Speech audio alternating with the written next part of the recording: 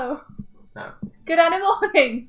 Hello. Hello. I was just saying that we should just have Buffy full screen and not screw art. Just have adorable cats. Yeah, it is possible. I'll just not do anything. I'll just play with Buffy. Yeah. Why not? It's a good life. That's a good life. Good morning, guys. How are you?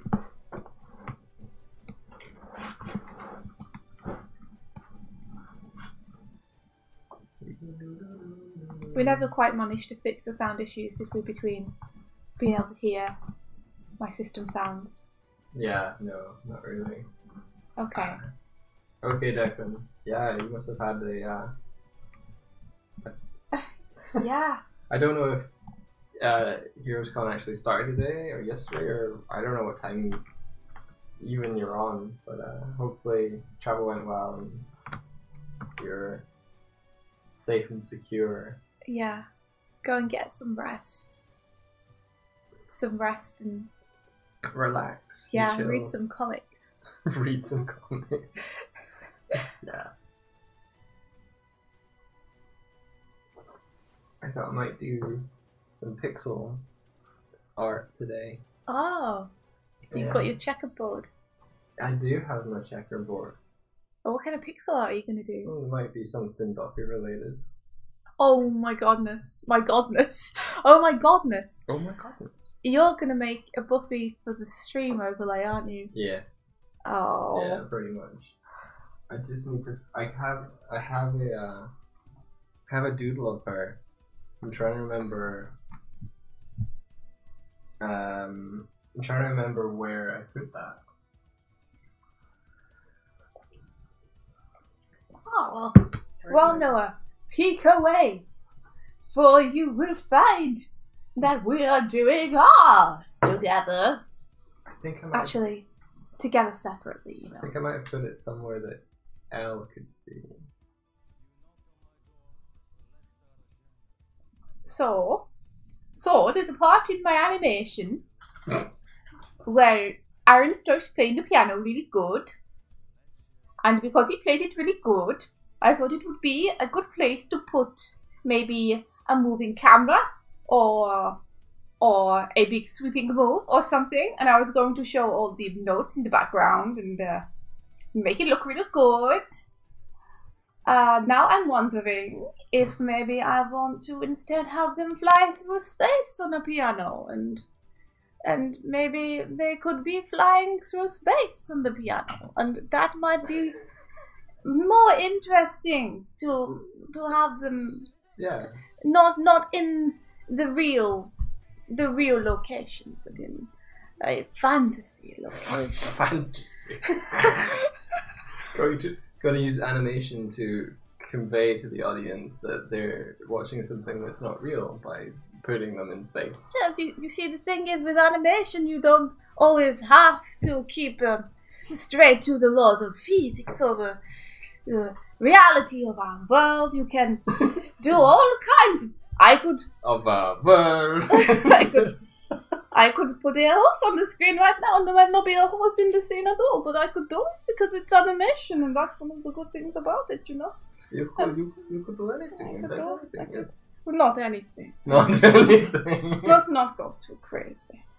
But so are you going to put a tiny stegosaurus on the piano?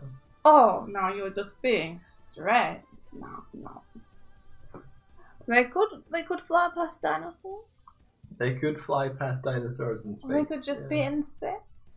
I'm going to draw it, and you can tell me if you think that I should do it, okay? Okay. Declan says, I didn't know you did so many accents in there. I know, I don't know what that was. I think there were like 5 in there or something. India's default accent. India's still sleeping, it's all just me.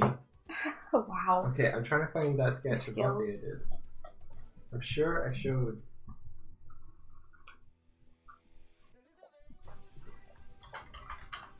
Okay, let's see.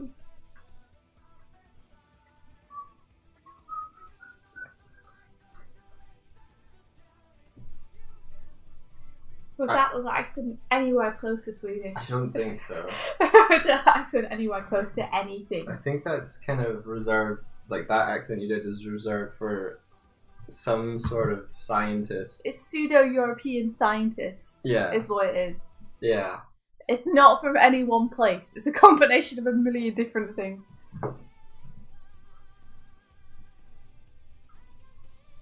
So, I've forgotten how a piano looks again. So give me a sec just to find a picture of piano.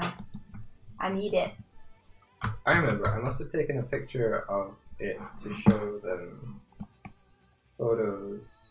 A picture of what? Of the Buffy sketch. Oh.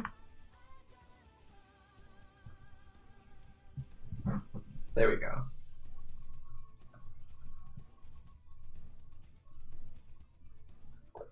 So this is a piano. I'm gonna send it to you again just so I can pick it up on the computer. Me? Yeah. Okay. I don't mind having a Buffy sketch sent to me. Sounds fine. Wait, no, I'm gonna send it to myself because for some reason you're logged in as me on my phone. When did that happen? How could I be logged in as you on your phone? You clearly If I'm are. logged in as you, then surely you're just logged in as you. No, you're logged in as you on my phone. Okay. I thought you said you were logged in as me on my phone. I was like, how is this? I don't understand. I might have said that, but you know what I meant. I did not know what you meant, Michael. You give me too much benefit. Too much benefit of doubt. I just noticed it's still Thursday for Declan. It's 2:30 AM there. Con starts in the morning. It's 2:30 AM, dude. Go to sleep. Okay, I've got that, and I also have this picture of Buffy. How can he go when you're showing pictures of Buffy? As color reference. Oh, well, I'm not showing them yet. I will be. I will show them though.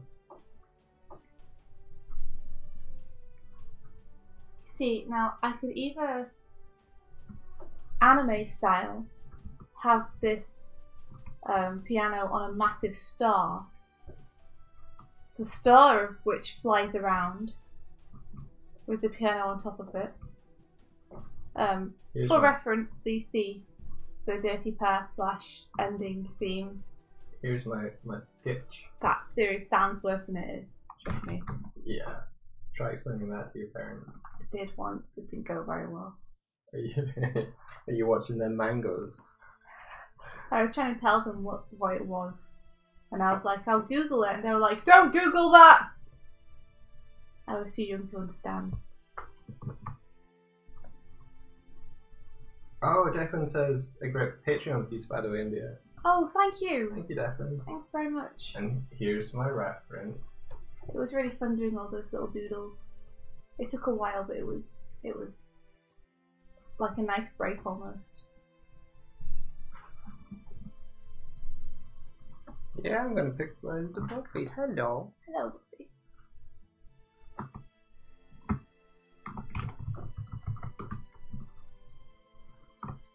Oh, my sketch is too far over. There you go.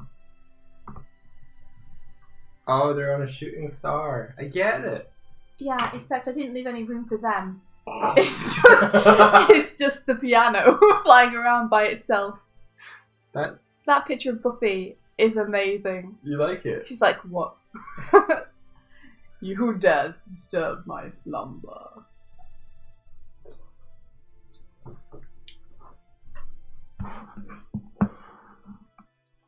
I strategically put the camera on the corner of the box. I'm getting wise to what you do, Buffy. It's Buffy, but yeah, I've got a series of pictures of her like this, and she's kind of like looking behind her as she does like upside down, like here and there, and then she kind of gives me like this. Oh, look, and then she like relaxes into that one. It's a good series. I call it. I thought I might be able to cheat, but I can't because I can't skew it. Okay, this is going over here. Oh, yeah, So I can get the colors right. I can skew it that way. I can't. Okay, no, I'm just gonna draw it. It's fine. It's fine, guys. It's fine. So I guess it'd be more like that. With thinner lines. Imagine thinner lines. Imagine it, but good.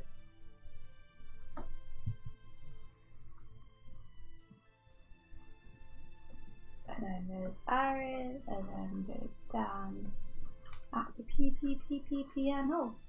I wonder if this will work. Oh, too many pixels for sprite. Acid F sprite. No.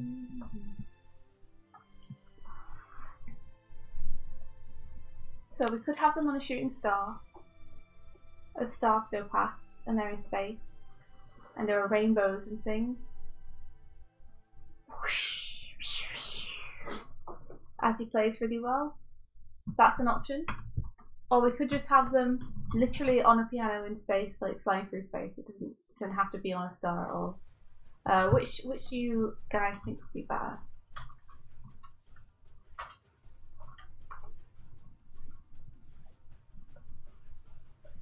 It's killing me that no one knows why they built that henge 500 years ago. What's the purpose of Stonehenge? A giant granite birthday cake or a prison far too easy to escape? See you later, Noah. See you, Noah. Well, you see, Buffy wasn't our cat, and so we need to respect Buffy's privacy. Respect her privacy. And That's then true. we were convinced to share our awesomeness with the world. Because she's a very beautiful cat. I'm kind of also like doing this in case Declan wants it for his own streams. That's true. That'd be cool.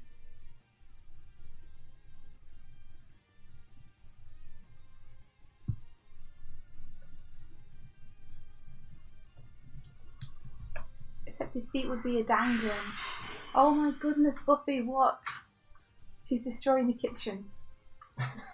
Just hear like everything tip over and then her run down the stairs like I didn't do it. Like, there's no one else up there, Buffy. It must have been you. Oh wow. Acid Bright stopped responding, but then started to respond. So this would be the option where they're just flying on a piano. Okay. Which do you guys think will be better? Them on a big star, big old star. It's just a big flat star, and they're on top of it with the piano. And the star is like spinning through space, and they're on it. Or they're just at the piano, and the piano is just going through space, and it's just they're just on a piano. What do you guys think? I'll leave it to them to decide. We too like are enjoying the distant sounds of destruction. Everything falls over. Then jingle bells.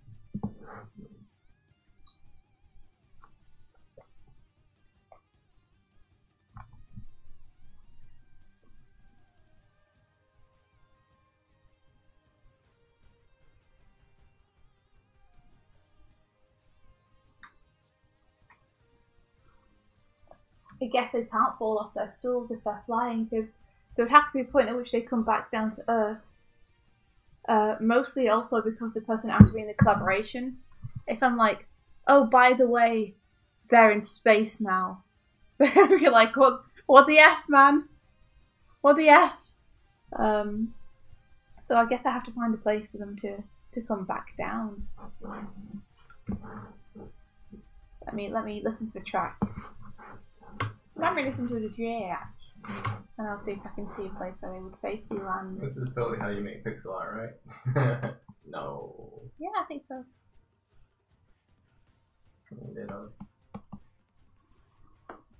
Hello.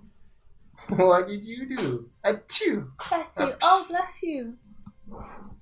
Hello.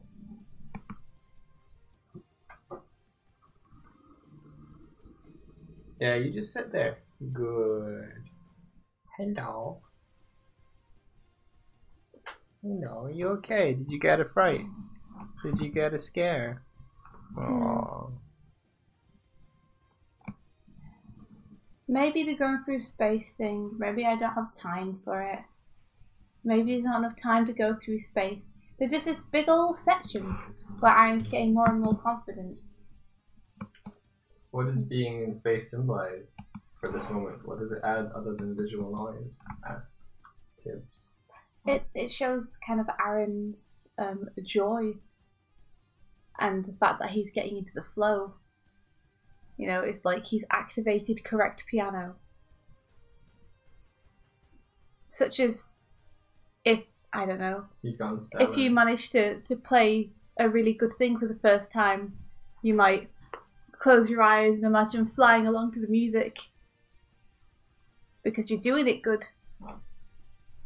This is Aaron playing good and flying through the air on the piano because he's doing that metaphorically. However, I'm not sure this time. I'm not sure this time. There's a little gap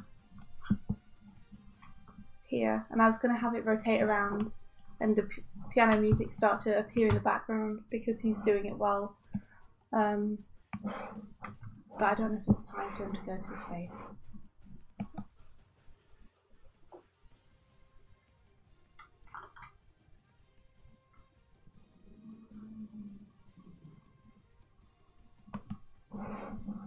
No, there's probably not time.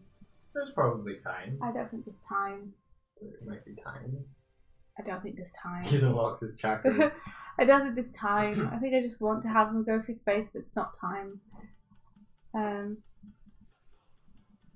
This camera move needs to be fixed though.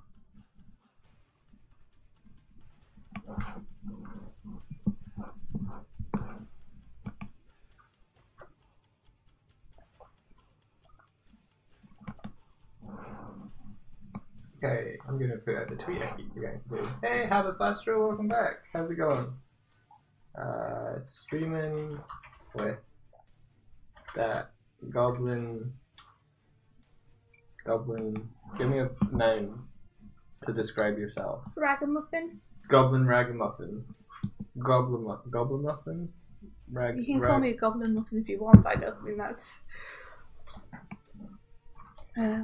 That Goblin Ragamuffin. I love that your name is like on Twitter.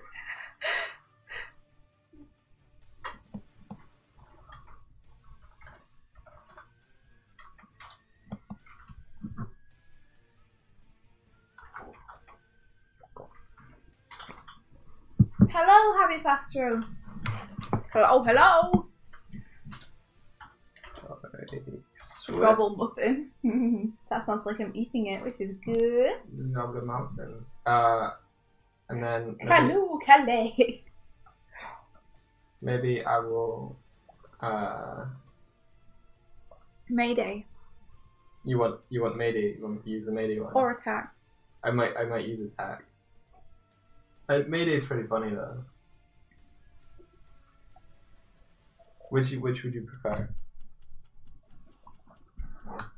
I'm doing a big shrug.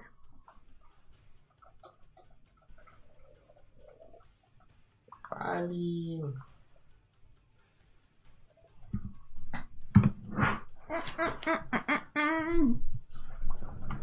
I'm gonna Aline.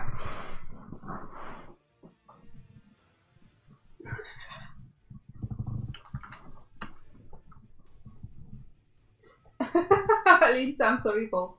I hope you're making progress on expressions.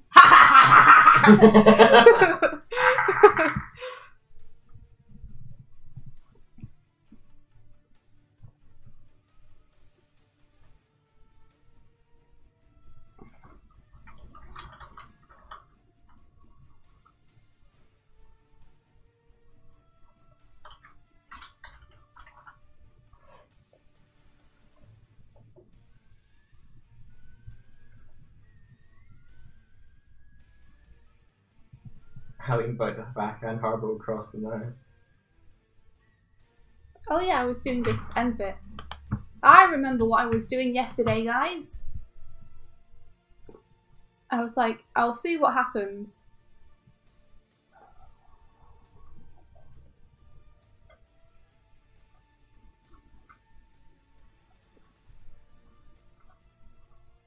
Okay.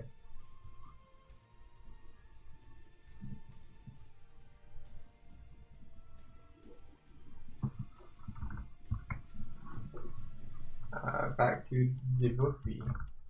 Go away. Let's see if I get my fill bucket tool. I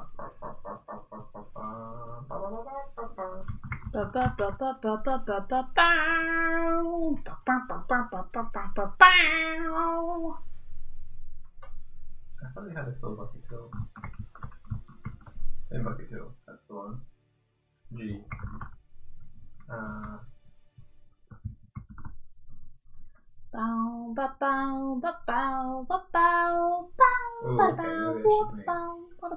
Properties. Mode. Multiply.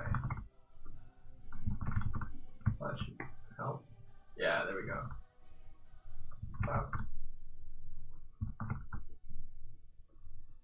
Right over here now.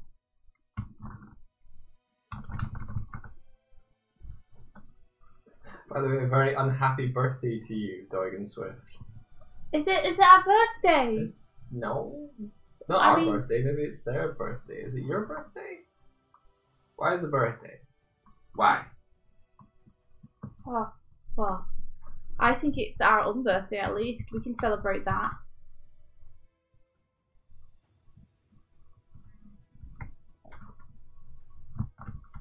A very happy birthday to you. To me. You. We got there in the end. A very happy birthday to you. To me? To you. Never mind. I'm so good.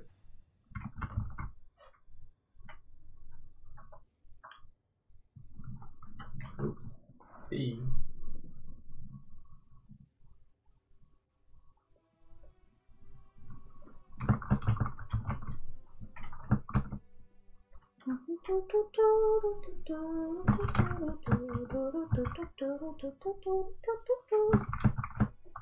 Moshi Mosh, Cordella, welcome to the stream. Hello, Mushy Mushy. Mosh Mosh. Did you know why? Yes. Hmm.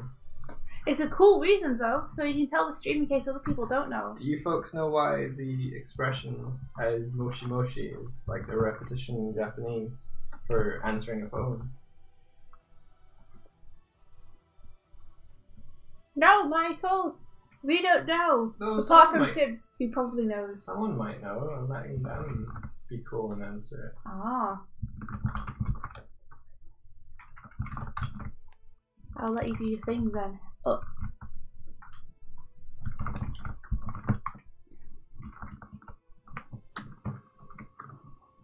I don't know if Aline is answering me. No, right? Yeah, okay. So when the phones were first introduced, there was a superstition that you wouldn't know who was at the other end of the line. It could be a kitsune. It could be a kitsune. Who are known for impersonating humans. Yeah. And trying to trick humans. And so kitsune aren't very good at word games or like language tricks. And so you could confuse a kitsune by repeating the word. And so that Moshi Moshi was a test to see whether or not the person at the other end of the line that was calling you was indeed human or a fox spirit. There you go. Yeah. Great superstition.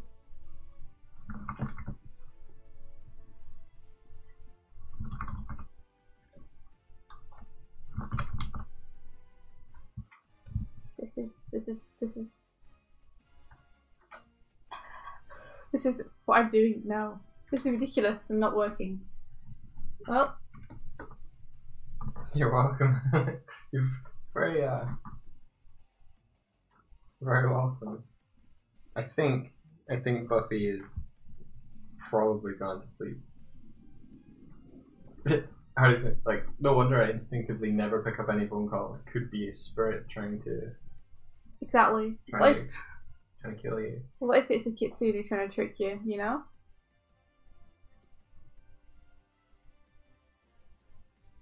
You just never know these days.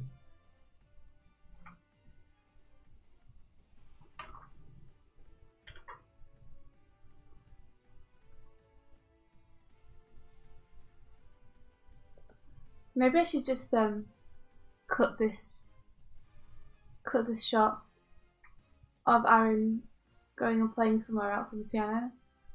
Do you think people will be annoyed about the fact that if he was playing somewhere else on the piano, you'd be able to hear it in the music? Or do you think they'll be okay suspending their disbelief? I think since it's a musical one, yeah, people would pick up on it. Because everyone will be watching the whole time for like, oh, they're playing the song. I would hope that they'd be watching more for what the characters are doing, but... Why are you wanting them to be playing when the piano isn't going? What? I wasn't going to have them playing when the piano isn't going. What? I thought that's what you said. You just said, do you think people would notice if I have Aaron play... You mean a different part of the piano, but still have the piano be at the same pitch? Please explain what you just asked. A different part of the piano? Okay. Would be a different pitch, because that's how pianos work. Yeah, so piano is still playing, but he's moved. Right, okay. No, I don't think people would. They might notice. Can you give me an answer? If you move them, you probably have to move them in accordance to whether the song moves. Yeah. So I couldn't move him down to the end of the piano and not have a song change. Do you really think people would notice? Yeah. I would notice. You can still do it, knowing that though. Yeah, I could, but if people are going to get... I don't think people... Would people get annoyed? Would they be like, yeah, but this? You don't think? I don't think they would get annoyed. I think they would notice it and tell someone. Well, I guess that kind of equates to being annoyed to me, is when you get a million comments of, but this. Like, on an animation. You're giving people an opportunity to feel clever. Where's the get out of the gap? There we go. Tiff says she's going to be very frustrated he's not hitting the exact correct keys. You'll be very frustrated then, Tibbs. But do you think he has to stay in the ballpark of his part of the piano? Well, I've saved it, so I guess I'll just delete it, and then we'll see.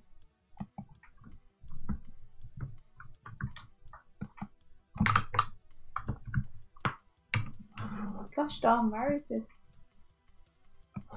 There it is. Why is there a line here? I don't understand there. Okay.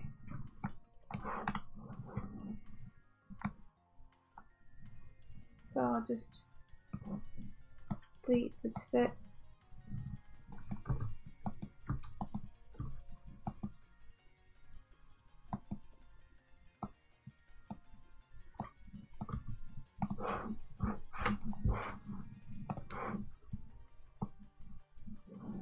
Not it.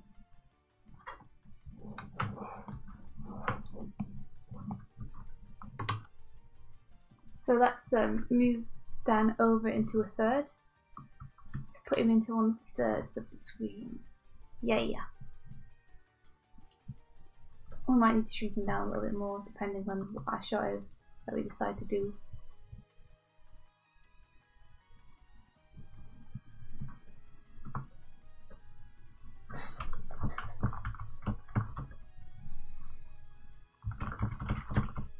The bubbles. I might actually consider incorporating some of the actual pencil drawing into the sprite anyway. It's probably going to scale down, so let's see what it looks like. Looks like a garbled mess. Good to know. Yeah, it's too garbled.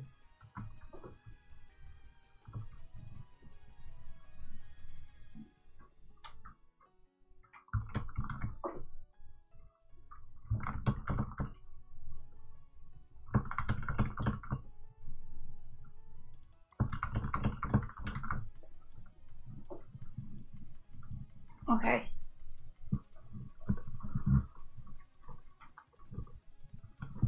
Right, so Aaron's gone from the scenes now, and that scene's gone. Oops.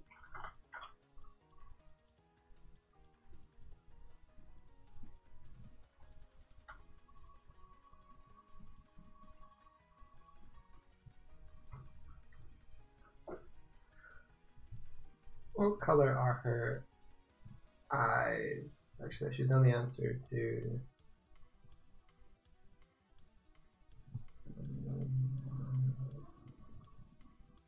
So what could we have here? Let's just do a couple of doodles and see. So he's about to say, I got it again. Previously, he's been like playing like this. And then he's on the floor. I'm going to switch off Fluffy Cam since she is not on it.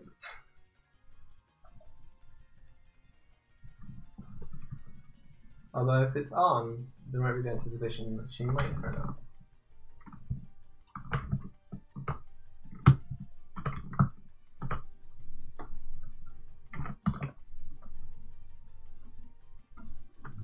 So that kind of thing. Okay, so it feels like it'd be nice to have a close up on Dan laughing, because that's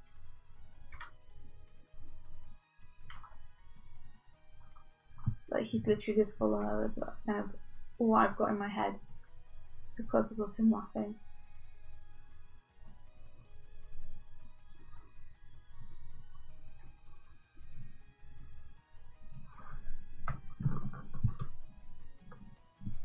Oh, cool.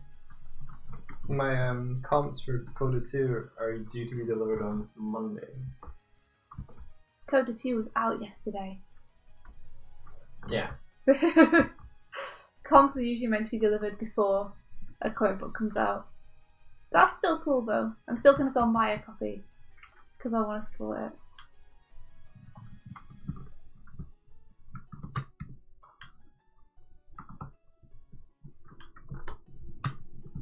Like, we could have Danny laughing and then Aaron's face popping from the top, but that's very much like a shot we had earlier.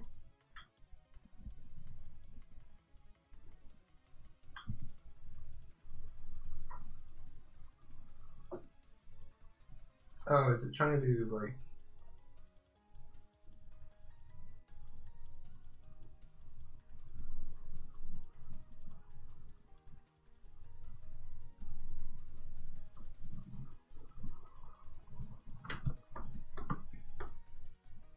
Like, we could just have... I think it's trying to do like closest match. That's not cool. What is? Okay, so in a sprite, like there's an index of colors over on the left. This thing here, and that's limiting my palette. So whenever I'm trying to color select, it's selecting the closest matching color. Now I can add colors to that swatch, but I just want to be able to work in RGB, and I'm trying to remember color mode. RGB color, it should be fine.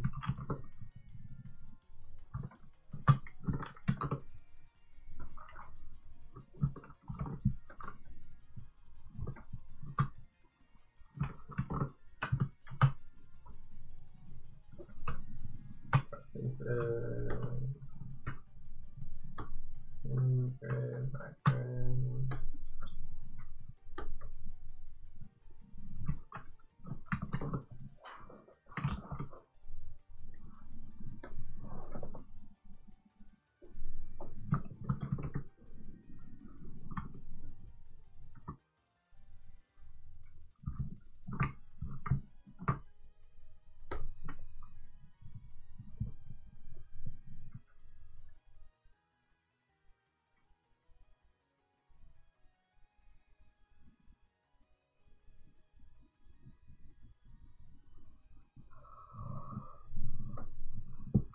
Okay.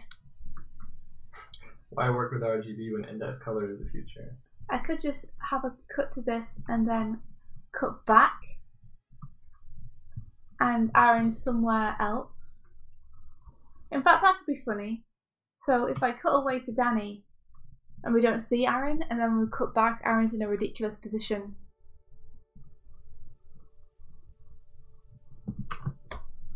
I don't know if it's time, but we could try it super fast. Like if we cut back.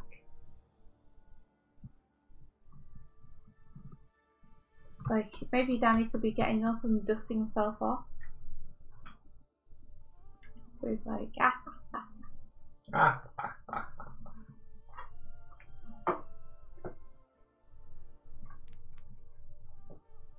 Oh, she's got a really pink nose. Oh.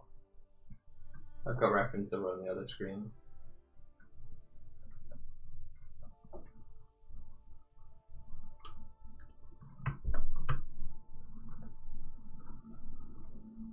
So, India's going to be writing about storyboarding in the next post when that comes, maybe in half a week or a week or so. because look, I'm obviously such an expert.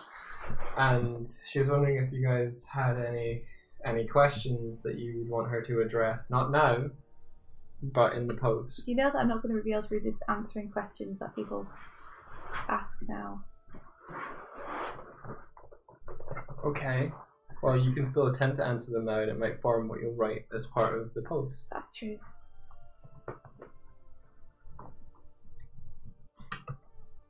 So if you guys have any specific questions about how to approach storyboarding or Anything. stuff like that. Anything to do with storyboarding, really. Like, I don't know much, but what I do know I can try and share.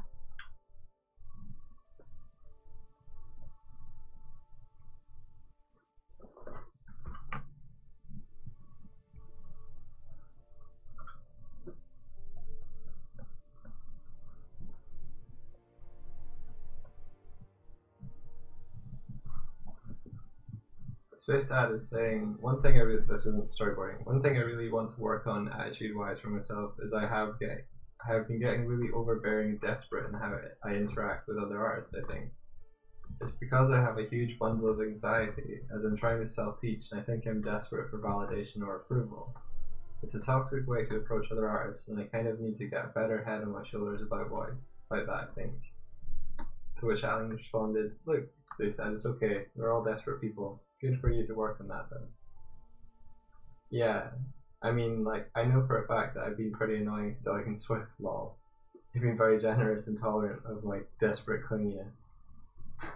Oh, Space Dad. Oh. I was actually speaking to Mike yesterday. I was gonna send you a message today about the work practices that you're doing at the minute and how I think you might be able to improve them.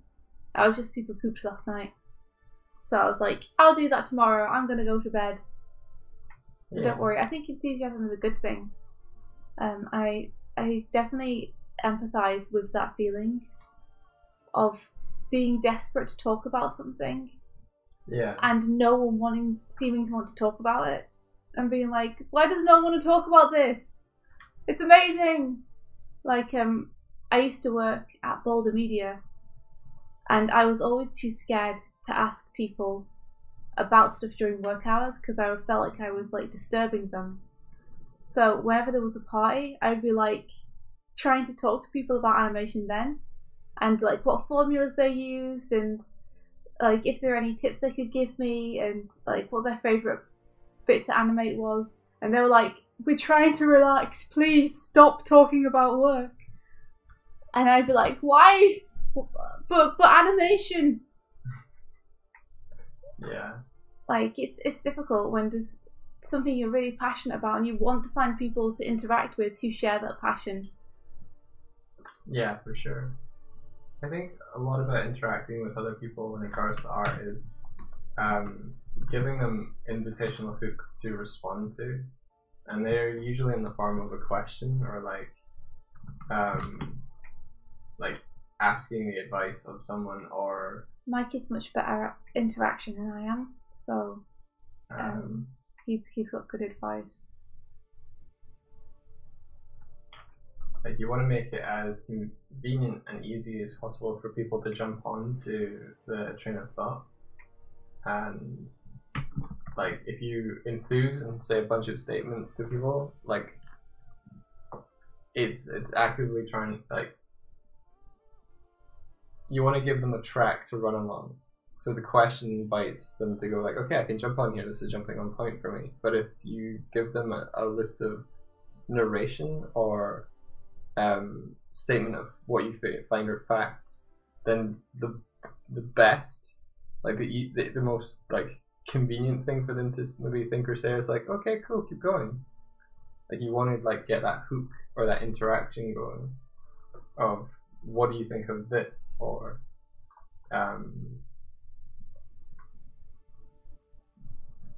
yeah, I think that's my main advice for how to interact more with artists. Like if you post up a piece, ask, what do you think about this particular aspect of my piece? I'm struggling with this.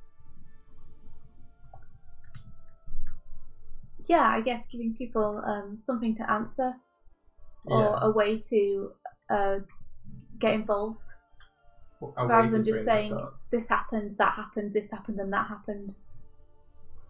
Yeah. And now this is happening. It gives people a bit more to work with.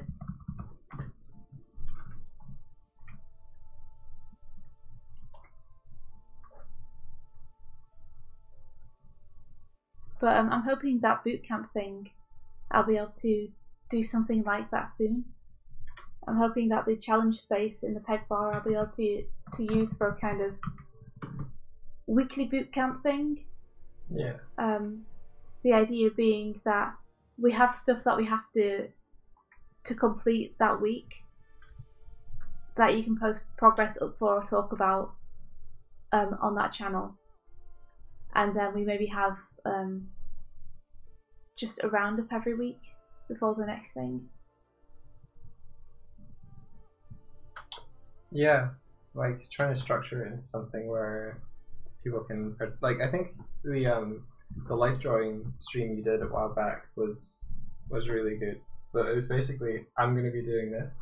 If you'd like to join in, you can too. And you pretty much set a structure for people and just did it. And people got enthused and jumped on board. Yeah. Yeah, I think in regards to Patrick, he's just super duper busy.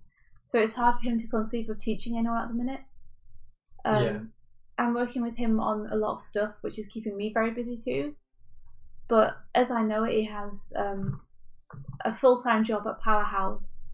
He has his 7-minute film that he's currently trying to make.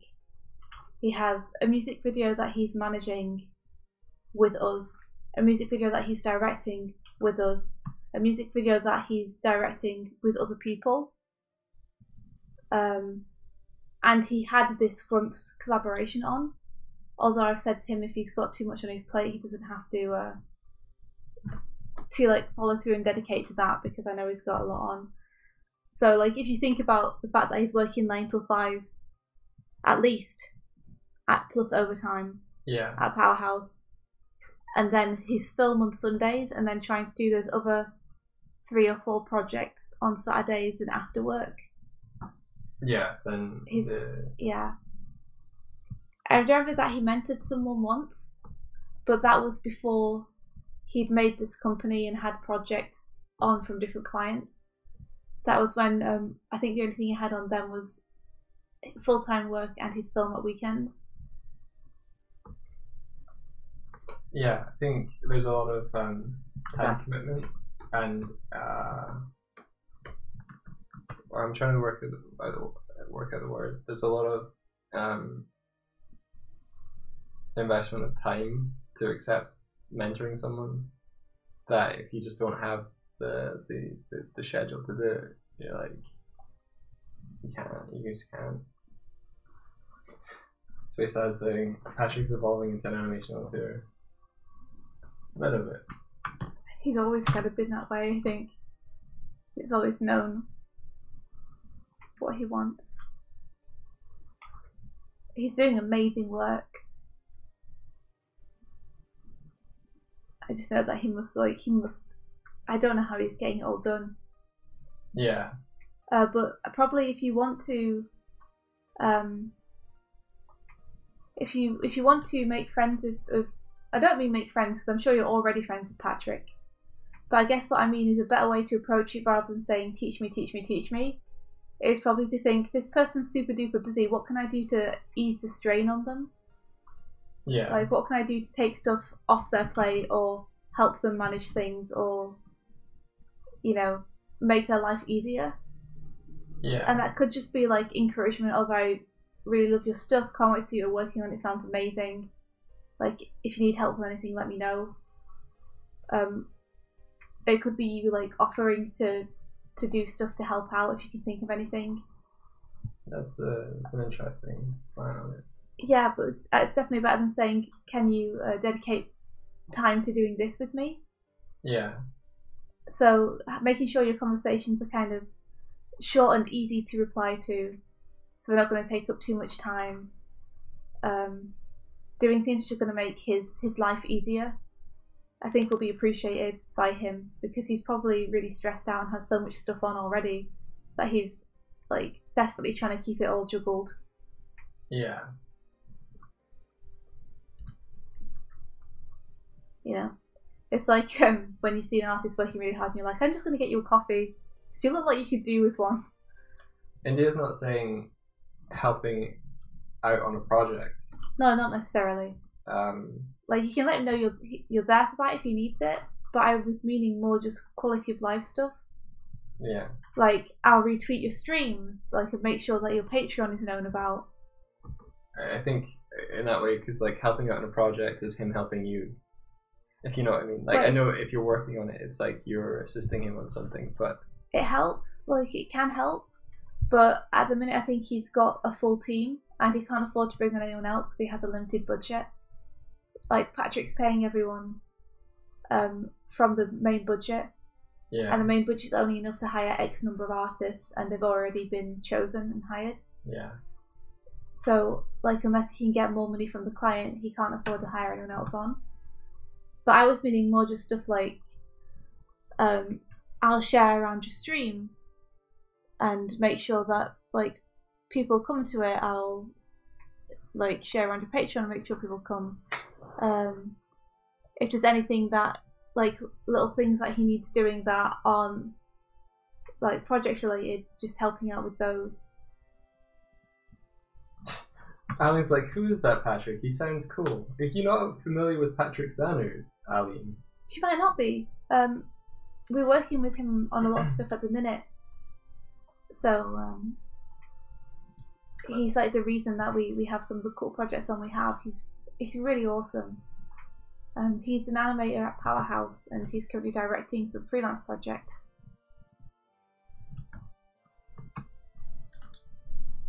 Yeah, he streams most weekends. Patrick's YouTube is Killed with Animator. Yeah. Yeah. He's a good bean. First time I'm hearing about it, or at least paying attention. No worries. He's Lord Dirk in the Peg Bar. Yeah. Tibbs says Patrick's so great on stream though, he'll always drop huge learnings.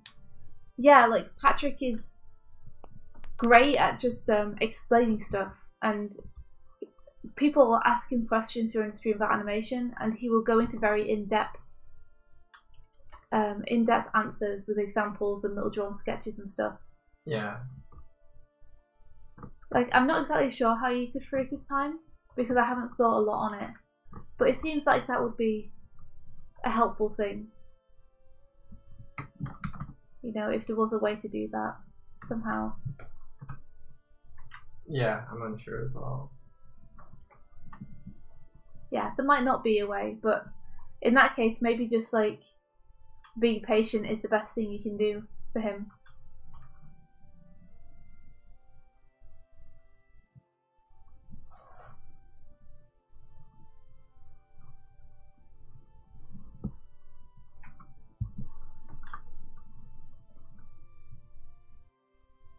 But yeah, I think you need to kick that feeling that you need affirmation or approval from anyone else in the butt, because that's only going to hold you back. I guess it's difficult though.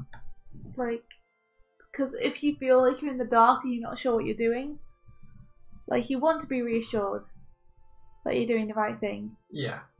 One thing is though that even if people give you advice, what they tell you to do might not necessarily work for you. So as well as listening to other people giving you advice and like how to practice best, you've got to listen to yourself as well. If you find that you work better a particular way, then that might be a way that's individual to you, but still works very well for you. So make sure you listen to your own body as well. Like if it's telling you that you're doing something and it's working, and it's something people haven't told you to do, keep doing it. Yeah.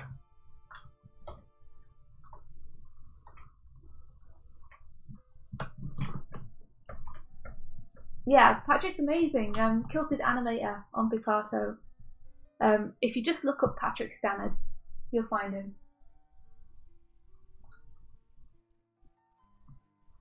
He's a good bean. Plant him in the ground. Climb him to kill a giant. Don't kill the giant. He has a son. Tips. Nice.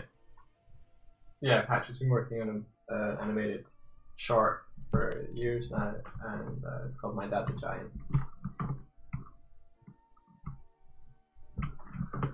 Well, I guess based on I'm debating whether to give the feedback now, but I think it's probably better for me to type it to you, to be honest.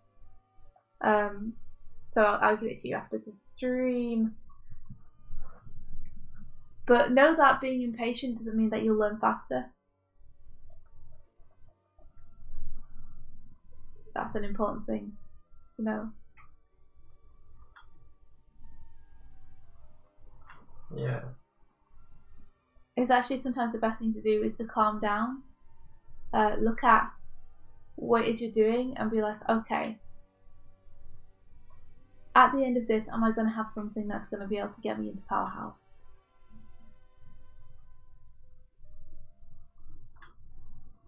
Because it's very tempting to not think, but just do a whole bunch of stuff. And be like, I'm doing stuff, so I have to be getting better. But it's just as important exactly what you're doing and how you're thinking about it and focusing on it and what it's giving you that you can use either skill-wise or otherwise. Yeah. So sometimes just moving isn't enough. Like you need to take the space and sit and think and like approach it tactically, I guess.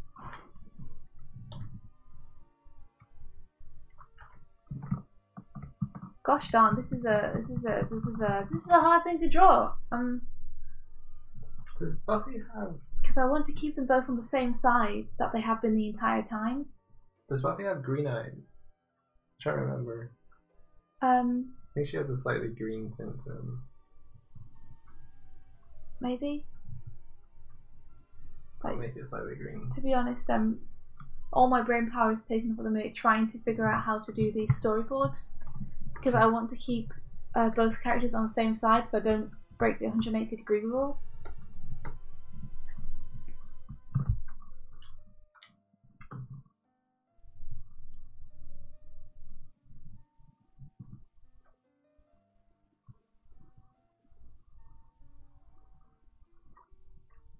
Oh, she's got a bit of white underneath her eye. I need to remember that.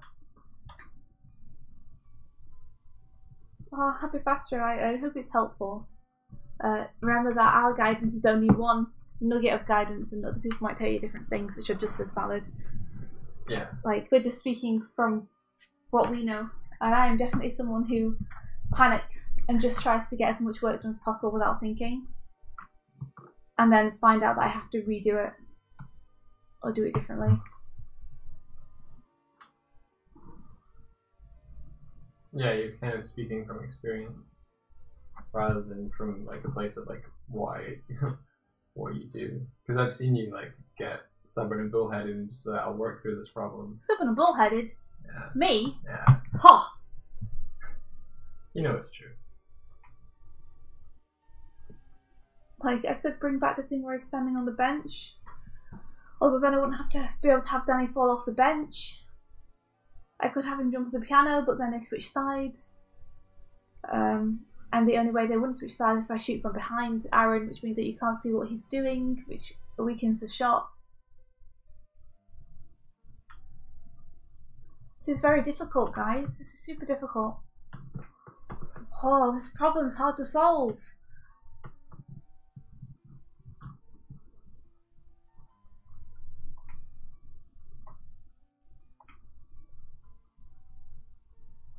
I have a super false perspective thing of Aaron here.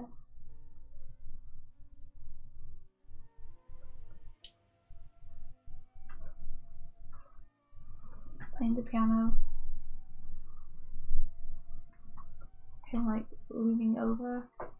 Alan says that she's someone who always tries to solve everything with thoughts and never gets started. So Your thoughts are so good. She's on the other end of the spectrum where she's always carefully considering what to do. That's good, I think, though. Like, Aline is an amazing artist. She doesn't think she is. But I think that's because I'm not at the level where I can see her mistakes yet. Because she's always like, this awful mistake, and I'm like, that's an amazing piece of art.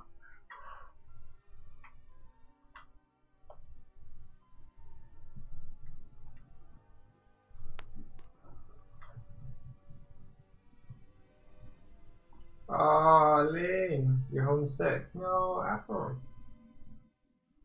Sorry to hear you're not feeling well.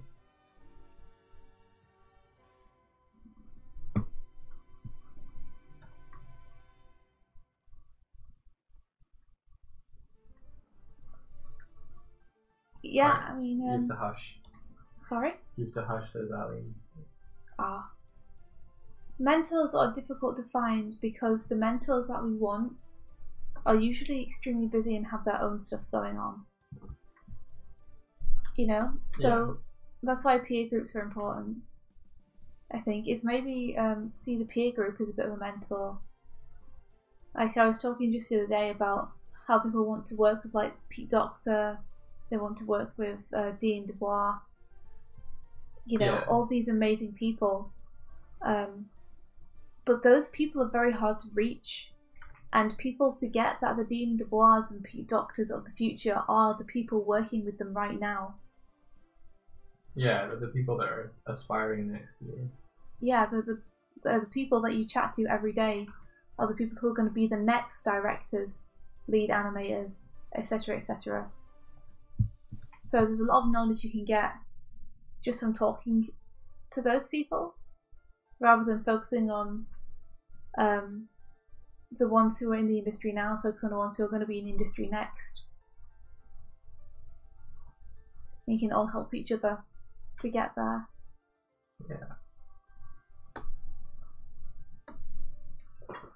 Yeah, it's important to help raise others up as well as yourself.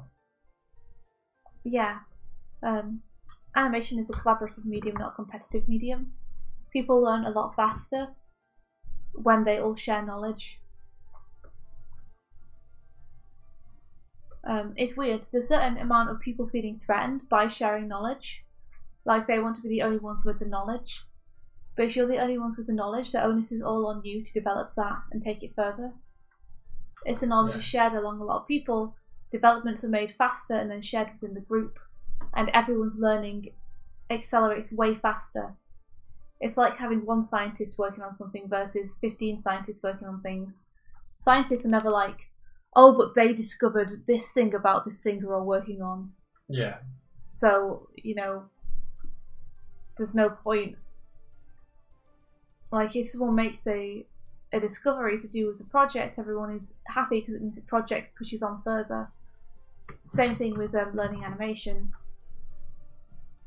Sharing knowledge and learning between people means that everyone in that group is going to push forward way faster than one individual person would try to do everything themselves. We are all our own R&D departments. Yeah, I knew someone who was like, someone asked them advice and they were resistant to give that advice in case that person ended up like eventually taking the job that they themselves would want to go for. And it's like, there's plenty of jobs. Well, it's like people are scared of giving advice in case someone becomes better than them. It's like, well, if they become better than you, then awesome. There's someone you can learn from. You can ask them a ton of questions and they can teach you what they know. Yeah. And then you'll get better. Yeah, it's more like... It's no point halting everyone else's development so that you can stay ahead, when if they get better, you can learn from them. For sure. Like, it's almost like a... To be clear, we're not saying this because we think any of you are doing this. Yeah. This is more just us ranting about a general attitude that we've seen in the industry. I guess it explains why we're so open about what we do. Yeah, there's no point in, like, it doesn't harm anyone except, well, it harms everyone, including yourself, when you keep the knowledge to yourself.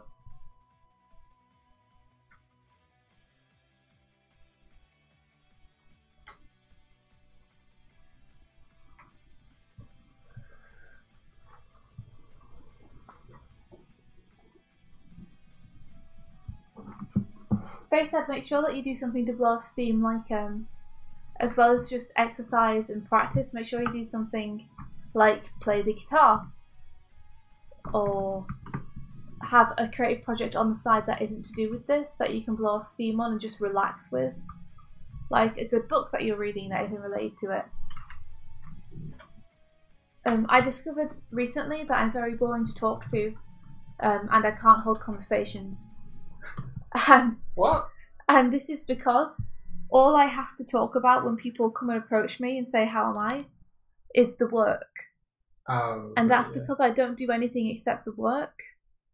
And whenever people talk about series they've watched or stuff which is happening in the news or the media or opinions on various things, I can't join in because there's nothing I know about any of that stuff. I don't know what people are talking about at all. Yeah, gotcha. I see what you mean. Like, I have a very small pool of knowledge, and it's all to do with the projects I'm working on. And it means that when people have conversations, I kind of just stand there, smiling, and I'm like, what can I say? What can I say? What can I say? How can I join in with this? Yeah. And there's no hopping on point for me. Like, if I start reading good books, learning about science in my spare time, playing guitar, there's way more stuff I can talk to people about. It makes me a more interesting person, more easy to talk to. I think you're more interested and therefore more interesting. Yeah. Let me just pick out some of the things that people have been saying there. Hardik was contacted by a few animation students a few days ago about if I had any tips for getting started. I just passed on what I had been taught, and it just felt so good to be of any help to someone. It's awesome. That's amazing. Hardik, that's so cool. Similarly, Tibbs was contacted by people. Being contacted by people is so nice. Someone on Twitter has been directly referencing her FX work to learn how to do it, and it's adorable. That's awesome. Passing on the learnings is really good. Isn't it awesome, like, the way that you just, like, becoming better can help others as well? I love that. You guys continue passing on the knowledge to the next animators learning. You see, the next Pete Doctors and the next John Lasseters and the next whoever's are here with us now. You just have to be able to see the greatness in the people around you as well as the greatness in the people already in the industry. For sure. Support each other. Be excellent to one another, as Bill and Ted would say. Yes.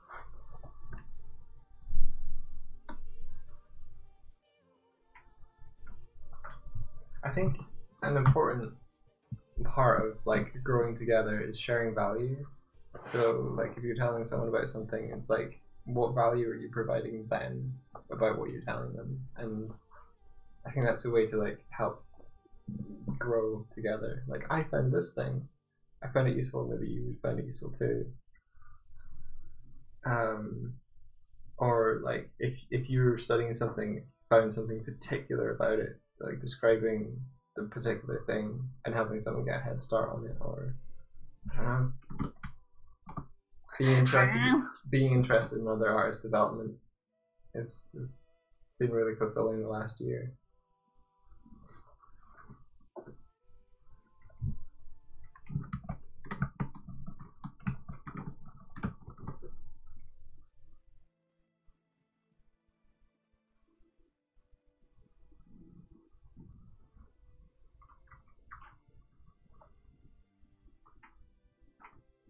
You see, another thing is Space Dad. Just in terms of like where your money's going, remember that the equipment you have doesn't necessarily make you better at what you do. Just like in terms of getting a three hole punch for paper, which I know can cost thousands of dollars. You can just get a regular hole punch peg bar that works with an everyday $1, $2 hole puncher. Yeah. Animation paper is great. It's basically just layout paper, so you can buy that at your local store, no problem. Layout paper and animation paper isn't necessary to do animation. Neither is a peg bar or a light disc. In fact, for anything except tight in betweens, I'd say that a light box is probably hampers for learning.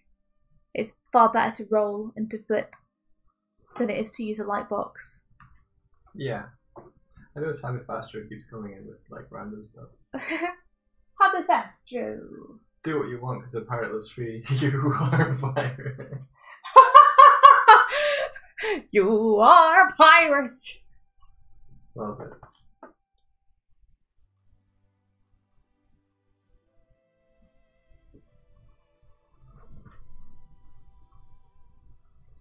Yeah, I mean the way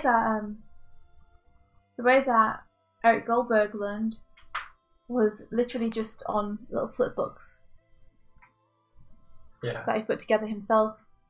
Like the way a lot of people learned who we admired was actually without the use of animation desks. Like I'd say that you could literally get a stack of A4 paper and a book and practice animating on that. Or you could animate looking from frame to frame. In a book, I've done that before with thumbnails and then take photos with thumbnails. You can make your own flip books, do it in notebooks. Pretty much any combination of anything. Or free software. Light boxes and light desks and hole punches and everything are nice, but they do not improve the work. Like the only thing they really improve maybe is efficiency. Mm-hmm. Oh, I definitely advocate drawing on paper, Space Dad. I just think you don't necessarily need the animation paper to do that, and you don't need that to be like hole punched or use a light box with it in order to animate with it. And like I said, it's a special moment when you get comments from people who see you as an inspiration, when up to that point you always look to others for inspiration, not ever thinking you'd be the inspiration for other people. That's really cool. Yeah. You inspire me, Emma. Yeah. Really loving what you've been doing recently. Emma! And before, but have you seen some of his he's using a mouse, but like I think he's being efficient and really thinking about what he's putting down while he's doing it. And there's been some really lovely poignant pieces coming out of it. Particularly that one with the car. I like that a lot. I don't think I've seen it. Really? Let me find it.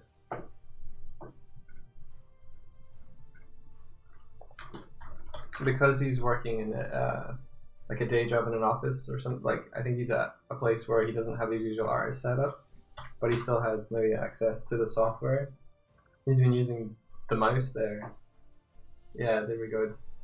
It's in his. One of them is in his header.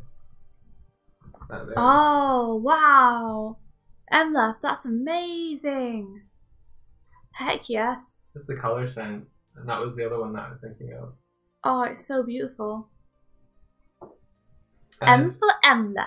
I think he himself said that he was. Look at that grass, the squares. Yeah. That's really cool. He probably used like a scatter brush for that, but it's nice. That looks amazing. I love it.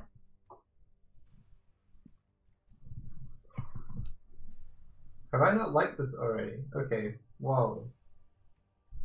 That is a great explanation for how not to do baby impressions. Emma's baby impression really creeped me out. There was a Breath of the Wild piece he did. Wow. Yeah. Link, Did you colour drop that, Emma? Because Link actually looks like as far as Link's concerned, that could be a screenshot from the game. Yeah. It's got that cel shaded look to it. Square scatter brushes. Kartik says, Emma, you inspire me to be a vulgar man. You gotta let out some lewdness sometimes. I mean, this is a fun angle, just having Aaron staring up at the screen. It's very much like the one I did in the animated Grump, but I do like it. Am I just like flogging a dead horse with my shots? Do I just keep using the same shots over and over? Like using the same shots if they're appropriate is okay. Like you don't have to be original in everything. If what it's like the tool is appropriate for the thing. Because if you're using it as a crutch or like you can't think of a better one, it's tricky. I just think the movement between these two frames is kind of fun. Like it's the same movement again though. Like this cut from looking down to pushing up towards the sky. Yeah. Is like the exact same one I used with Aaron with the guitar. Yeah, do that. Like, but it's just fun to be like, I got it! With Dan in the background like, oh Aaron, oh no. Like, don't hold yourself back because you feel like you're reusing something that worked so well. Like that's someone going like, oh man, this hammer's really good for hammering in nails. I'm going to use this spoon instead because I've already used the hammer. I guess, but it's just like it's one of the, I guess it's one of the most memorable shots from it. Well, someone might see this and be like, oh, I recognize that somewhere. Wait, she does that in every animation. No, it's this old Swiftie. But it's like it keeps him on the left side, and you can see his hands on the piano, and you can see both characters, and it's more exaggerated. So whereas before I was trying to look for more exaggerated poses that Aaron could be doing something crazier, now it's just more like Aaron's becoming bigger and bigger. And see, don't take that out of context. Yeah, I'm gonna keep exploring in case, you know, in case I don't want to settle on something just because it's easier. Like maybe I can do an over-the-shoulder shot where he's like playing the piano.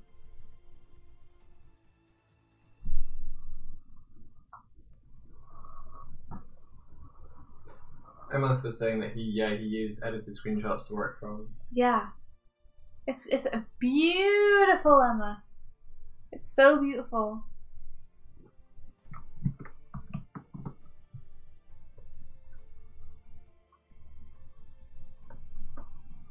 I'm relying on you to catch me up on anything else. Yeah, I'm just seeing. I think Aline is saying I like some setups in comics and I reuse them all the time, but I generally like it, so I guess as long as you examine if you have other options, it's okay, even if you end up using the same thing again. If you like it, trust your gut. Yeah, I think you're right, Aline. Like, I'll keep trying different options now and see if I can find anything different. Because I don't want to just default to it. I didn't, though. Like, I explored different thumbnails, and then that one came out, and I was like, I like that, but I recognise it from somewhere. Then I was like, oh, I recognise it from my own thing. David Front, thank you for the follow. Thank you. And welcome to the stream. Yes, welcome. Say hello. Hello. Not you. No, you shouldn't pressure people to say hello. Some people like to lurk. Say hello. David. David. David Front. Yes, I'm talking to you. Put down that cereal. It's so bad. It's David Front. It's such a faux pas. It is your time. No, it's okay. David Front. It's your duty. Open the chat window. No, don't ignore me. Hey. Get back to that tab. Now type hello. David.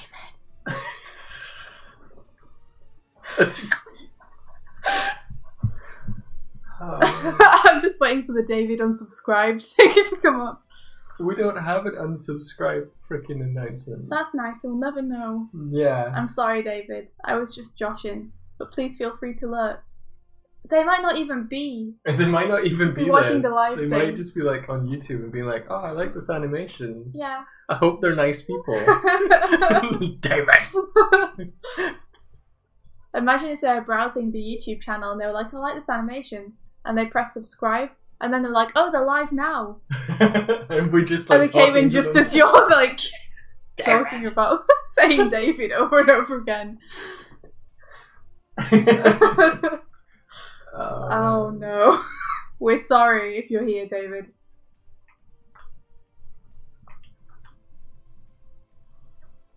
Poor David. I need to investigate to see whether we have Picardo, a way to get Picardo notifications as well. You need to turn on notifications back to the dance singles. Yeah. No, that's gonna be more involved.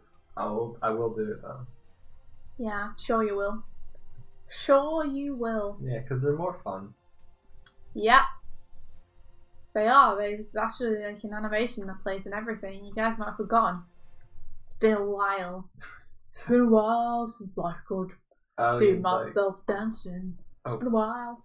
Well, image, media source, add existing, create new, dancing, okay, browse.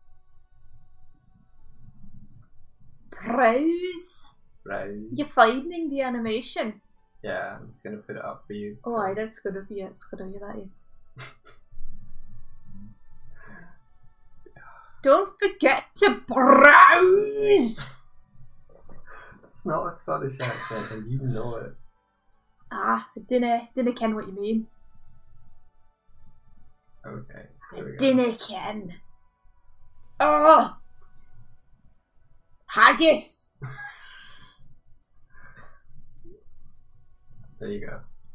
It might just, like, he's realised that the more he gets insulted, the more he eggs me on, so it's just doesn't react anymore, which is probably the best way to get me to stop. Hey! Did you just put it there forever? Yeah. Oh, okay. Well, enjoy that loop. This is not working. This is weird to have them like either side of the piano. I was just trying to keep Aaron on the left and Dan on the right, you know? Hey, David! Oh my god! Hey, David! Welcome to the stream!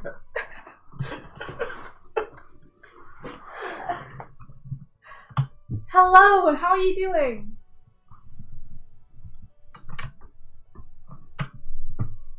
It is nice to meet you.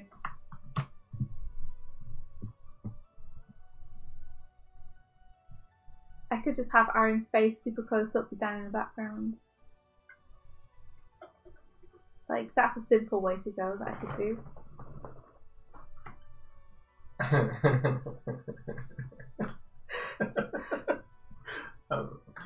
I'm laughing. You are, I can hear you. Yeah.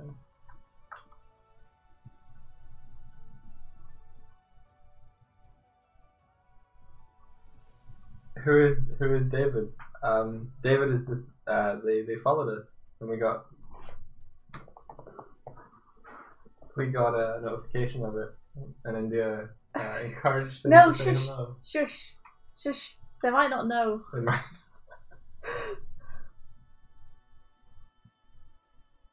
We may have tried to call you to the chat, David, but it seems to have worked, even if you didn't necessarily know. But it's very cool to have you.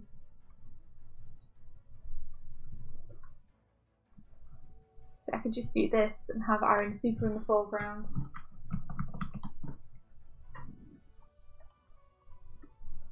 With Danny in the background. And a piano.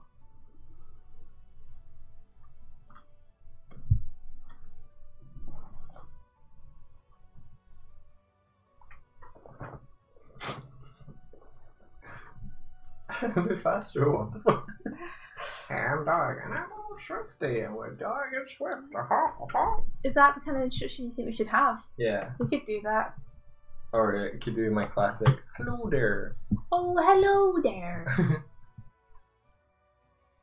My name's Doig, and I'm one half of the blah blah blah, and the colorist half of Doig and Swift, whatever it was. And I'm old Swifty.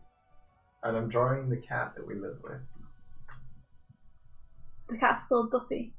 She's adorable. She's usually on the camera. I'm gonna make us stop dancing. She's usually on this camera here. You can't see what I'm gesturing towards, but I think she's asleep. Stop dancing. So what do you guys think for Aaron's last I got it! When he thinks he's learned to play the song that he's been trying to learn to play this whole time. Do you like it when his face is in profile? Like here? And Dan is just in the background? Is it better to have this kind of thing? Where his face is close but more just facing us? And Dan is in the background? Do you like, let me label these, 1, 2, do you like the one, number 3, where he starts off close to the camera at a low angle and then pushes up to a high angle and Danny's in the background?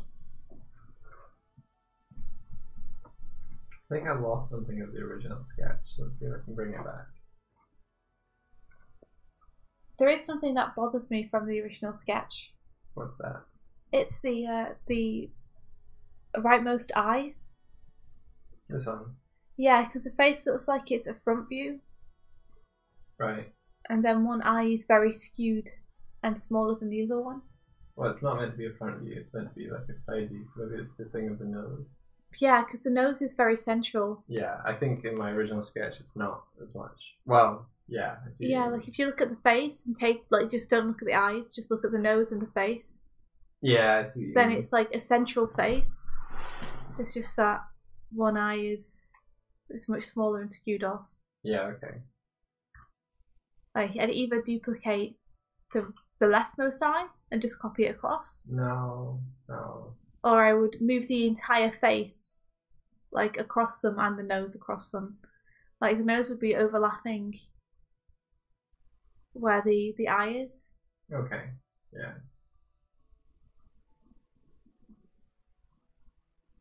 And then it's like in the motion more in 3. Can I get a more opinions? Can I get a hell yeah? Can I get a hell no? I think any opinion is okay, helpful. But maybe just moving the nose will help. I don't know, I think... The mouth is set further back than the nose is, though. Uh-huh. Yeah. I'm not sure what you mean, but I think that moving the entire face will help. I don't. Because at the minute, there's not that much of a difference of where the face is. Okay. You could try it, you know, you can always move it back if you don't like it. I'm doing it. Cool. I'm watching. I'm watching Mike on his actual screen. Are you gonna try moving the face across? I just moved the nose and the mouth across. The face. What face? The entire face. Across the head? Yes. Right, okay. Yes, that's why I said face and not just like mouth or eye or nose. You might need to move the chin as well. Yeah. You can always put it back if you don't like it. Look at that cat face. Like that? Keep going. Yeah. There we are. Okay, I'll try that. Like that looks more convincingly 3/4 to me. Okay.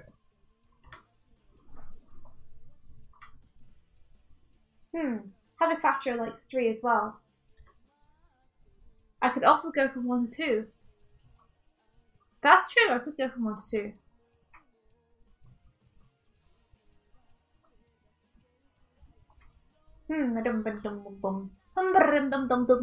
Well, we could try it. Let's try it. Let's use the thumbnails. Use them thumbnails. Here we go. This is how I do it. I take my thumbnails, even though they're really small, and I put them up big on my screen, and I use them for my keyframes, just to see if it works. And then if it does, I keep them. And if it doesn't, then I delete them. That's the way I do it when I work. There you are. It's a terrible song to tide you over. I'm sorry that was so bad and difficult to listen to. I promise I won't do that again. Let's see. This. And then he starts to get up. Okay, get up. So we met. Oh, did someone ask? No. Okay. But I'm telling a story. Oh, okay. Yes, we met Gecko Gunner the other day. They were in Dublin from America, and we went and met them and had a coffee. And in the place where we had a coffee, I noticed some people sat opposite from us.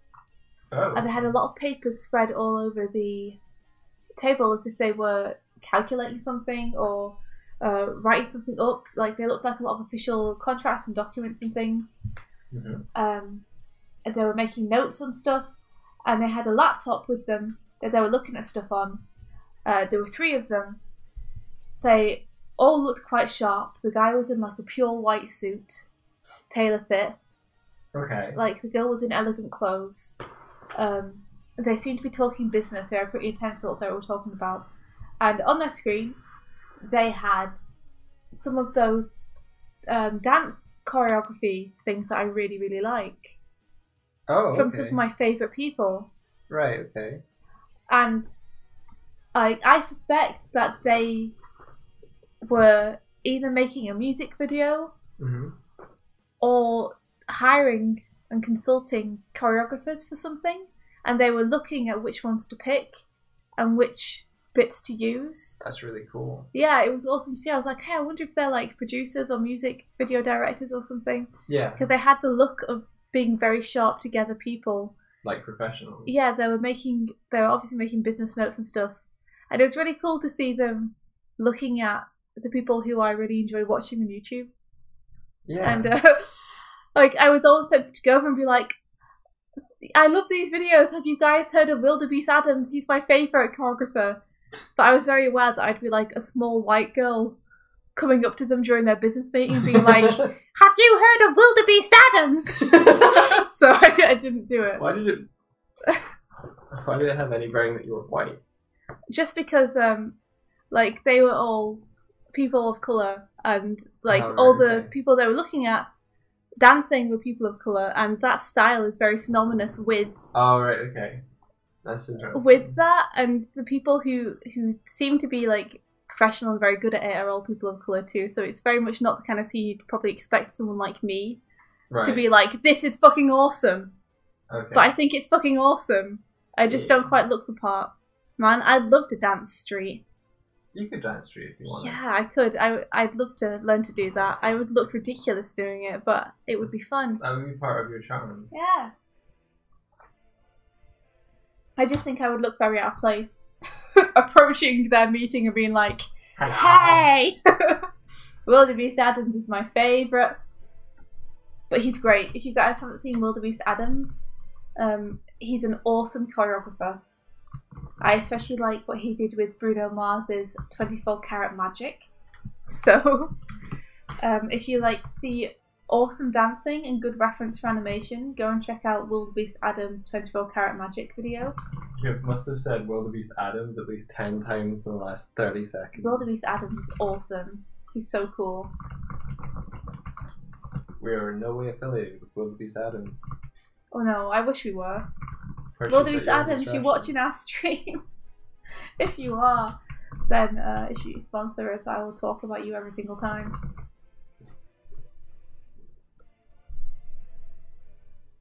If you want to see some sick dance in high heels, look up Yanis Marshall. Yanis Marshall's pretty good. Ooh, do you know Yanis Marshall? No.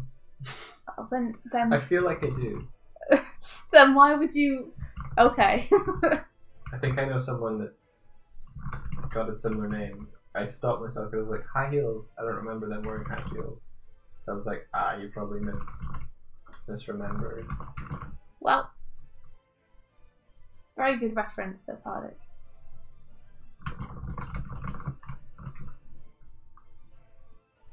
It's a Buffy cat. Oh, whoa. Oh, whoa.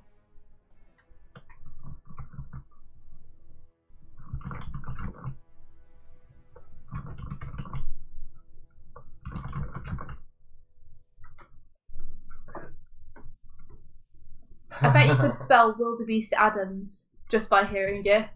Are either of you two capable of rapping? Just curious. Ha! No. Yo, what up?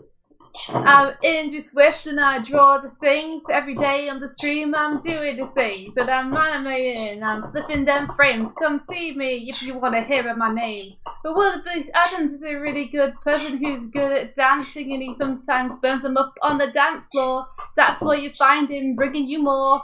That's when he's dancing. What? Raise the roof, yeah. This is the Animal stream. Oh. Bring it down. There you go. And now you know that we can't.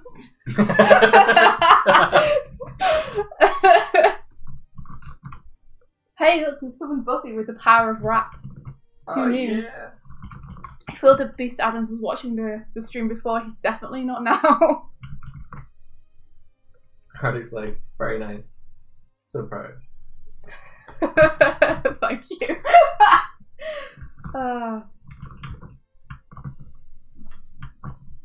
So let's see. I'm gonna do stretch. Stretchy stretch. Oh, she's clawing up my yoga mat. That poor mat has never been used for yoga. Feel bad for it. It's in so many bits now. It's been used a lot for me to put my feet on, but not a lot to actually have any yoga done. Let me see your face. How accurate have I gotten this? Show me your face. Show me your face. Buffy. Buffles.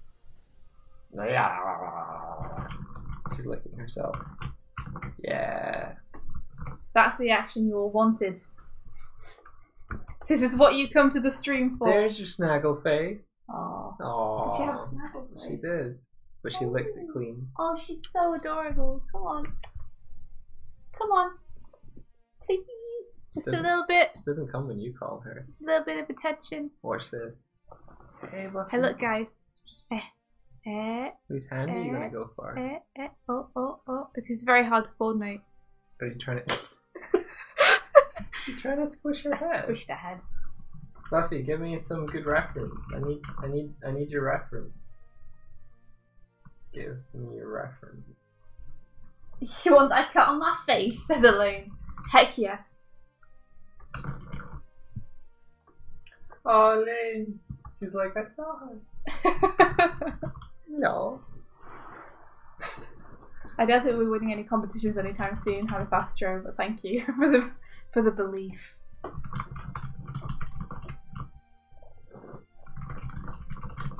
Now we just need to learn how to like do awesome breakdancing and spin around on our heads and stuff. Here I go!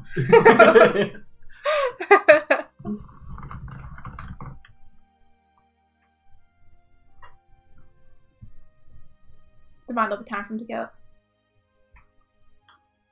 There might not be time! I feel like I could get the markings on her face better. Let's see if I have a better picture of her.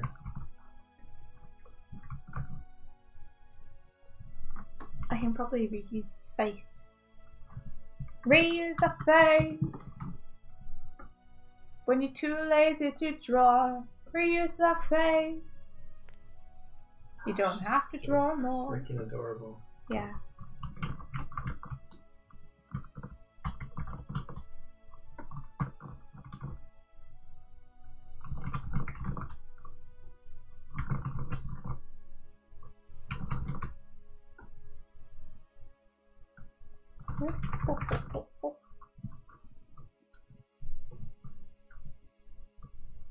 There we go, that's a good picture of your face. No, I think me trying to, me getting him to get up is gonna take too much time. We're just gonna focus on him laughing. She's got like a little dark patch that's over the, like a little eyebrow. I missed that.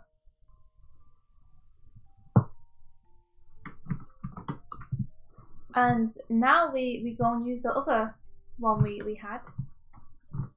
This one. This is how you guys can use your thumbnails, by the way. People are sometimes scared to put thumbnails and stuff in storyboards.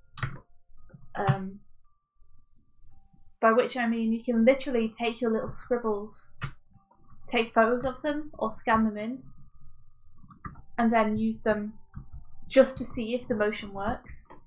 And it's much faster than you redrawing it. Like, just use it to get a fast idea of if it's gonna work or not.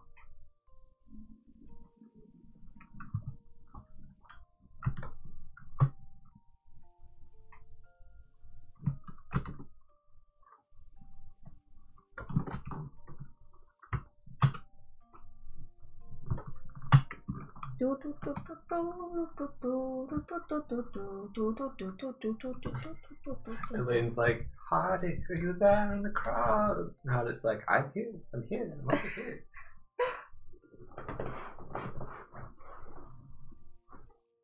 Oh, she gave him cookies. Aww. I like this, the way it's appeared in the restream. For all those awesome animations you've been popping out. All those awesome animations you've been popping. For all those awesome animations you've been popping out. It's weird because it displayed fine in the thing. I'll show you guys.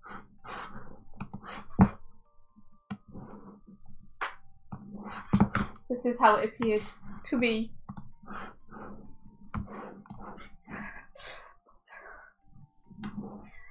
All those awesome animations you've been popping.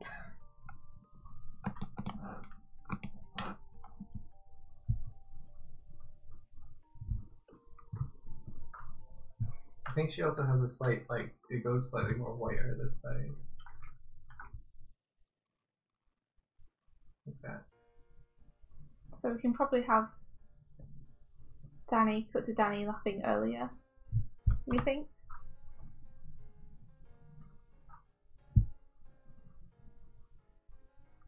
And then we'll have this pose from Danny. Let's see. I should save this. File. Save as. Debuffy. Saved. Hello. Oh, thank you for staying still. Let me see your face. Let me see your face.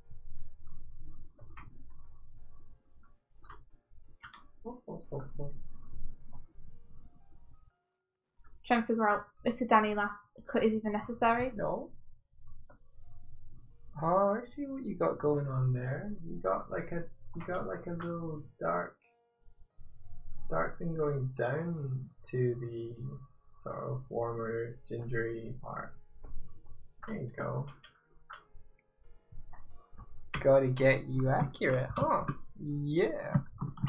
Oh, and then you've got like a little thing like this, but you have little wispy white bits in there. I'm not sure how well they're gonna read, but that's what you got. So Danny would be like over here. Wow, hello. What else you got? Ba-da-ba-da-da-da-da.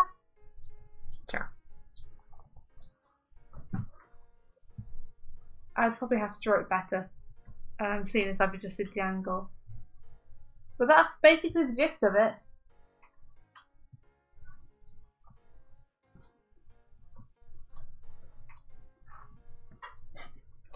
Please excuse me for the fact that this is badly done, but accept the gist. We'll see if it works. Hello. Oh, you got this slow closed eyes. A little bit. She's comfortable when she's slow closing her eyes. Yeah.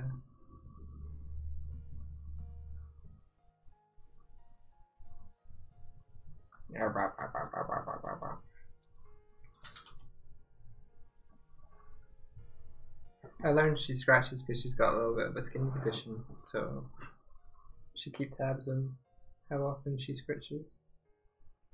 She seems okay though. Okay.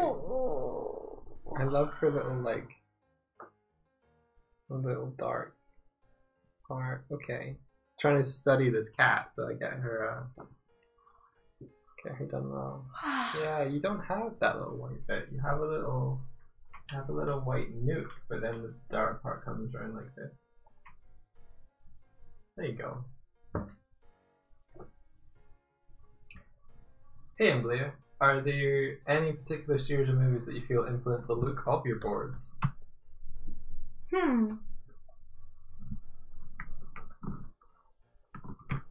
Yeah, like I think 500 Days of Summer did. Not to keep citing the same movie again and again. Evangelion, I think, has. Like the series Neon Genesis Evangelion, I think has influenced it a lot. I think a lot of stuff like Looney Tunes and early cartoons have influenced the way that I draw boards as well. I think I got my basics from watching cartoons because I always stage things really clearly. So I'm always looking for that. And then anime was the point where I started seeing like diagonals and really extreme forced perspectives and stuff. And that was when I started being like, oh wow, you can do all sorts of different cool things. I think westerns have influenced the way that I do boards as well. Not necessarily western movies, I just mean like westerns and spaghetti westerns set in the old west. They're always not heavy-handed. There's a few though where they're very explicit in their film language.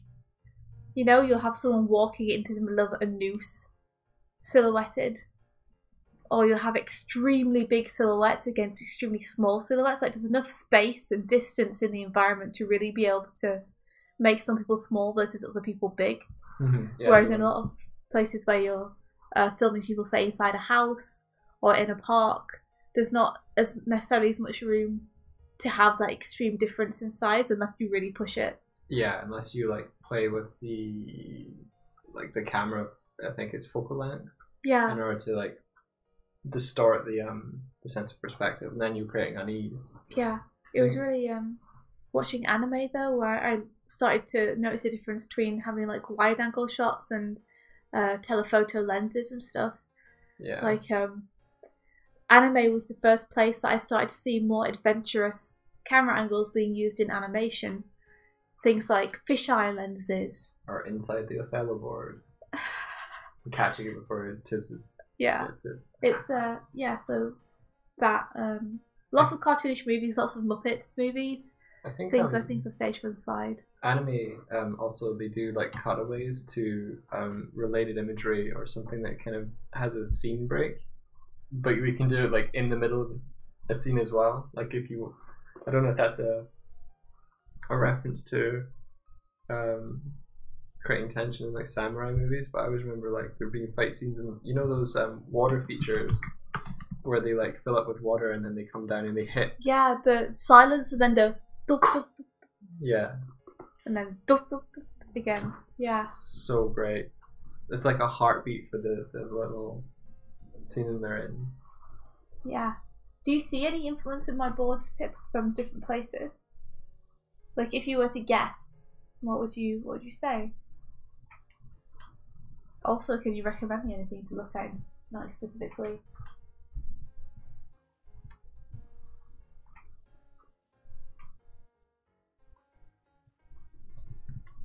Eileen, you're brilliant. I want to study with you, Eileen. I was saying the other day that I wish that I could go and stay with you for like a week and just do what you do, study-wise, and see what kind of things that you are practicing and learning.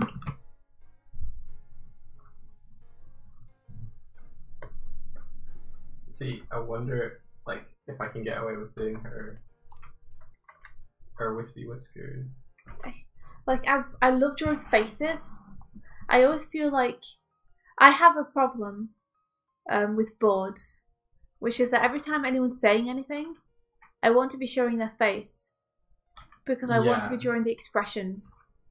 But some you of don't necessarily have to do that, though. Yeah, some of the animations I like the most, and some of the boards I think are the coolest, are the ones when they're not necessarily showing people talking, they're showing other things. Yeah, because you can hear them talking.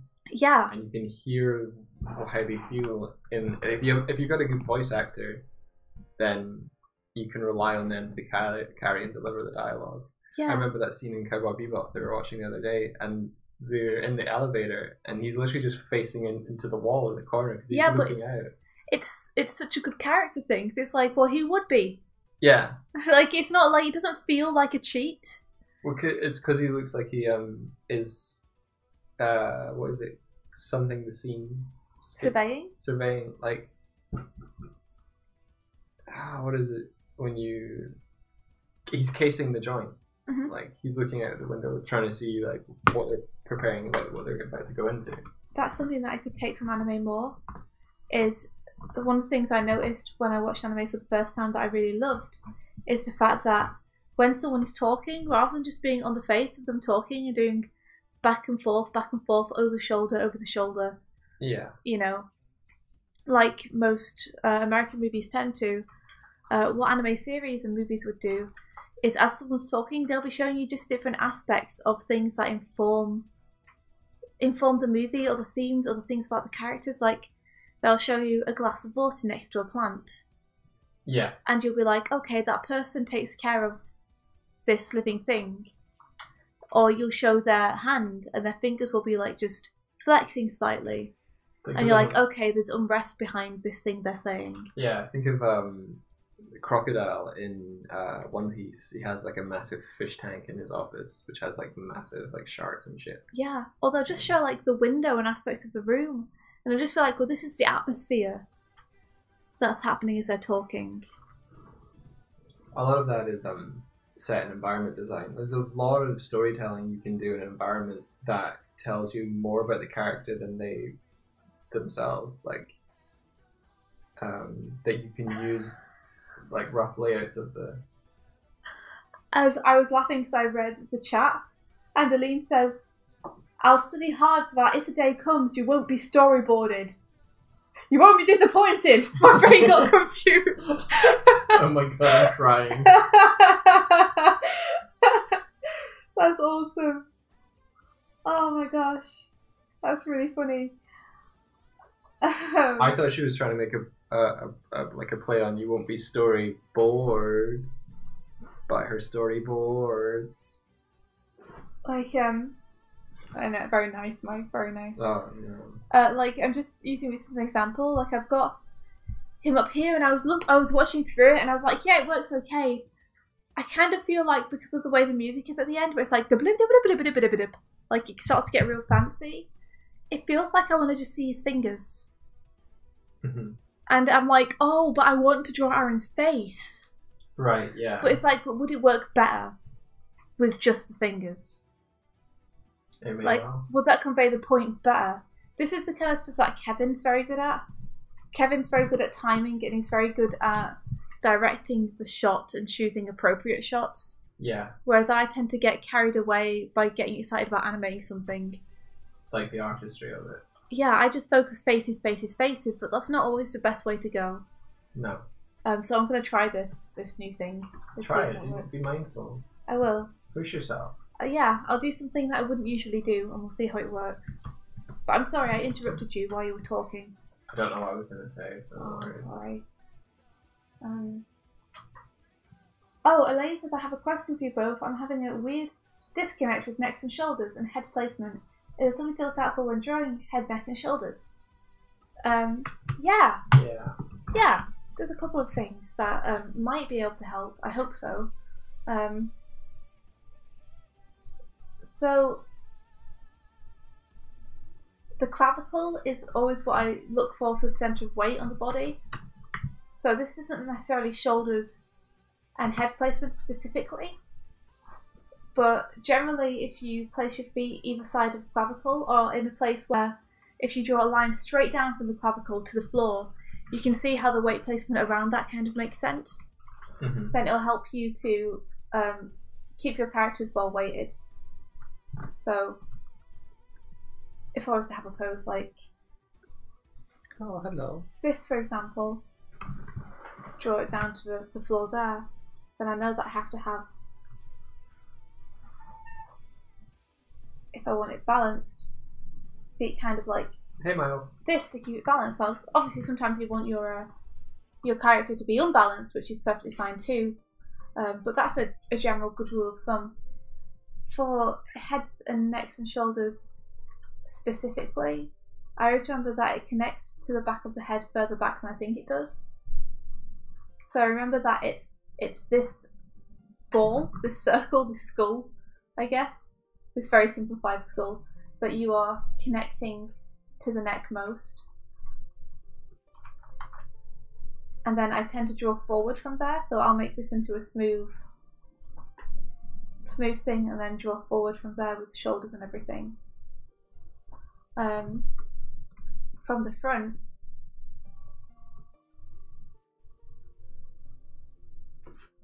I tend to draw sloped shoulders, but you don't, like other people have shoulders that are like more tense or more straight. Straight is more like a human. Like straight is generally what we have, but I just think sloped shoulders are elegant, so I draw them a lot. And I always use the collarbones. It's a good placement. I tend to draw very long necks as well. Yeah, I think it's important to realize that the neck comes out as a sort of like an angle pointing forwards, rather than from the bottom going straight up. Well, that depends too, but yes, in general, definitely. Like you get some dancers, especially ballet dancers, who are very like, their backs are like you could put a ruler down that. Right. And they push their chins in a little bit, and their necks end up being super straight. Okay, sure. But in general, definitely for people like us, the shape will be much more like this kind of thing. Yeah. Like in the terms of that ballet dancer, they are flexing, extending, hyperextending. I think in terms of dancers, they're very trained to have elegant posture. In fact, you can often spot a dancer by the posture of their neck. If someone is very straight up and down posture-wise, with their chin held quite high, you can ask them, and sometimes it will be a result of them learning dance or being a dancer. Okay. Yeah, always make sure that you're connecting it to this circle. Ooh. That was meant to be blue, but it didn't happen. There we are. This circle is the thing you're looking for. And the head joins onto that. The face, sorry, joins onto that.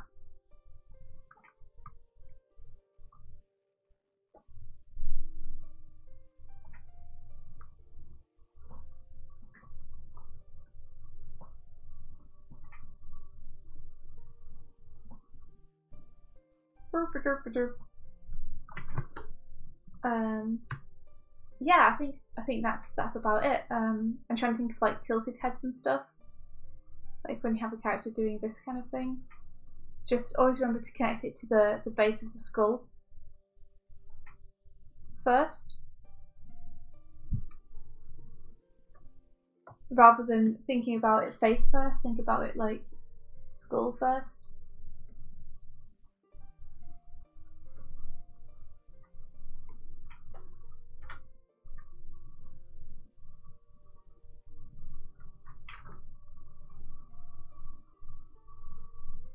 I guess.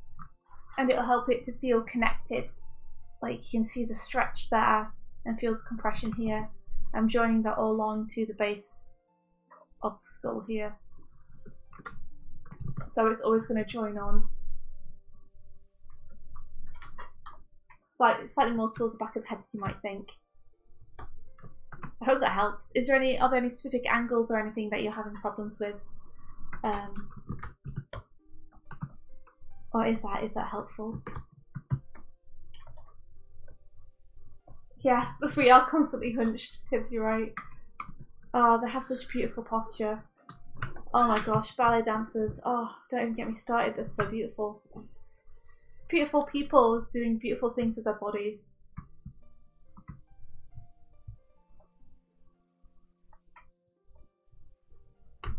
I'm excited for you to try boards, Tibbs. Yeah. Boarding is really, it can be really tricky to try and narrow it down or even like come up with a shot that feels appropriate. That's probably because Mike's been watching me struggle with boards for like the past 3 weeks or something. It really doesn't feel like it's been 3 weeks. It has been 3 weeks though. Wow. Yeah. Whoa is right. On the projects we're working on at the minute, I'm boarding, and there's a deadline coming up with the boards, so I'm a little bit tense about it because boards take a really long time. Can try my best, but they're very difficult. They're very good so far. Thanks. We've got some stuff to work out. Like we don't have an introduction at the minute. We can use the one I have, but I like the notes that Patrick gave us, and I want to look into doing that. But I also want to fill in the other gaps we don't have at the minute, because I know I can always go and fix that later, because we at least have something.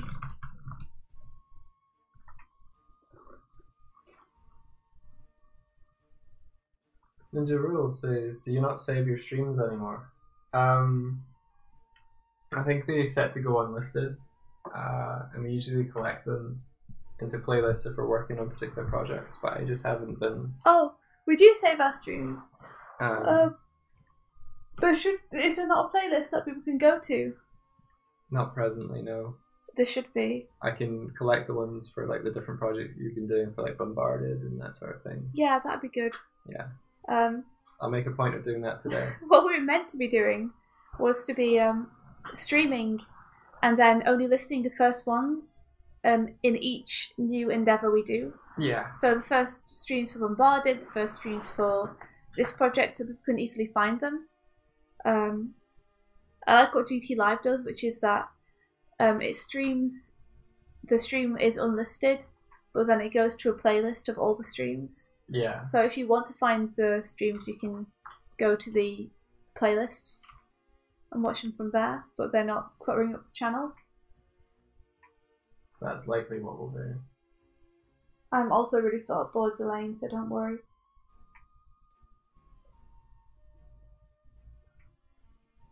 I wonder if there's a way to... Yeah, under chin angles are hard, Elaine.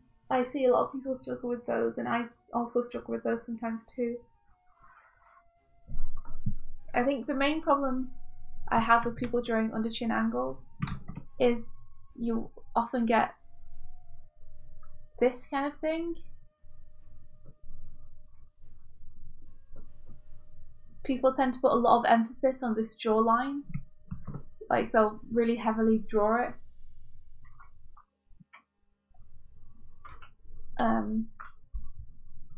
I tend to simplify it a lot more.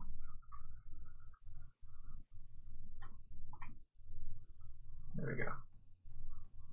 Naruto. Like, to me, unless it's like unless the under chin angle is literally like this, where I can see up the nose, that's not the shape that I see for under chins.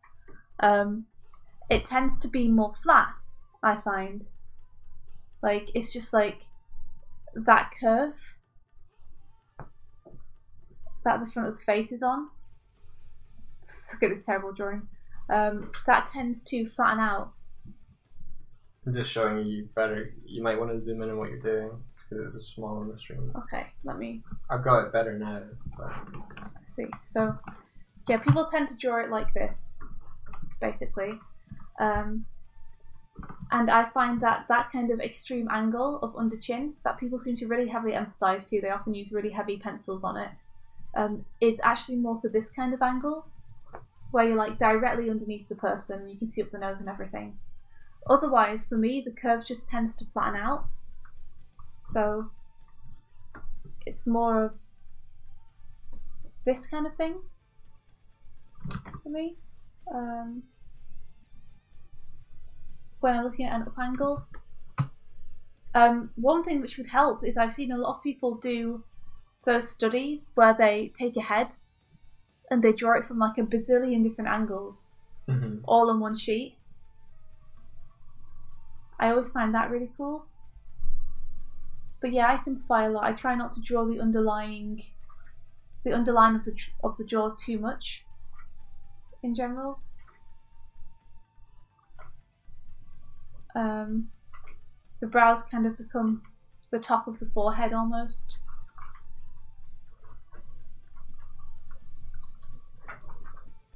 yeah, the thing with drawing someone from that angle is the features tend to like go closer together and flatten it as well. Yeah, and the ears come down.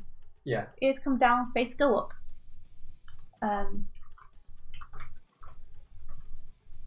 And I tend to just flatten out, and most of the time just completely leave off that jawline. Like unless someone has a beard or something, which is outlining their under chin, I find that it looks more convincing that way. Let people fill in the gaps themselves.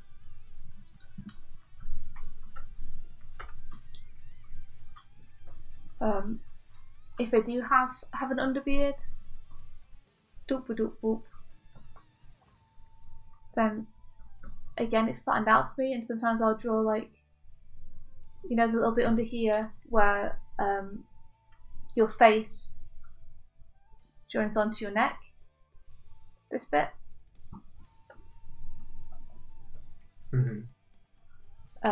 I will sometimes. So Eileen says she's checking the with what you're saying with the skull, because I think she's got a skull. Oh yeah. And it checks out. Congrats, you're still brilliant. Aw, Eileen, that's awesome. But yeah, I think the biggest mistake people tend to make is they draw this angle of the chin when the face isn't that tilted. I think that angle is reserved for when you are really at an extreme low angle. Like lying down pretty much. Yeah, pretty much. Yeah. So until then, while you can still basically see the face, I think try and go less extreme with it. I don't know if this is a problem that you have, Elaine, but it's a problem I've seen other people have.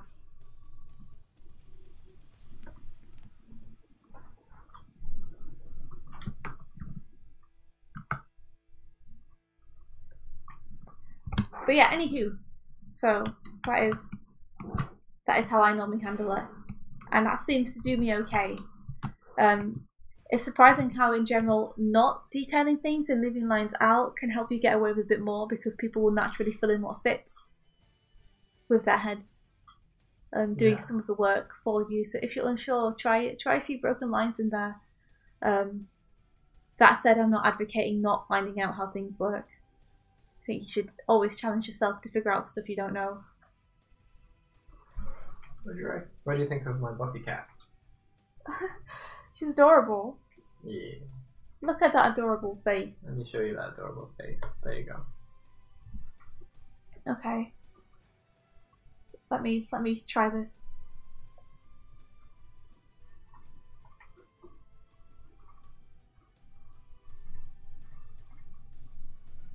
Oh no. It started playing. Okay. I think I could probably go a little bit lighter on the whiskers.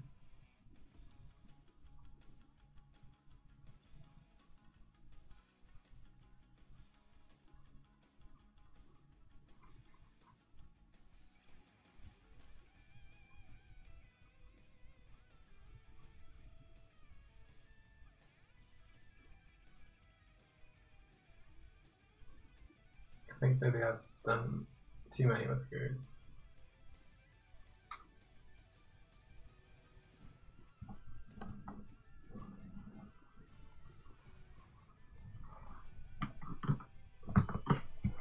It's dangerous. I'm getting to that point where I'm just like, maybe I should just start animating it. You know? Maybe I should just start animating it. Just start animating it. Yeah, and I'll figure out the boards and stuff later. Like, as I'm doing it, you know? That, no. As I'm Don't even. As I'm doing it. Don't even. Oh, but Mike, it's all just a lot of fiddling around and trying to figure out what works and if you're confident with certain things, then you can. But like, imagine, well, it's probably pretty settled in some of the parts. yeah. You should probably get you should probably get feedback from Patrick or something. Oh, from the group. But Mike, a lot of it doesn't work. They don't animate it. Oh, You stupid fudge moves. sticks. Fudge sticks. Fudge sticks. If you're not willing to get feedback from the group because you're like, it doesn't work, then it's not ready to animate. You're not ready to animate. I know I'm not. That's what. Oh. Why fight you? Fight the weather. Mm, You want India to art direct you someday? you don't.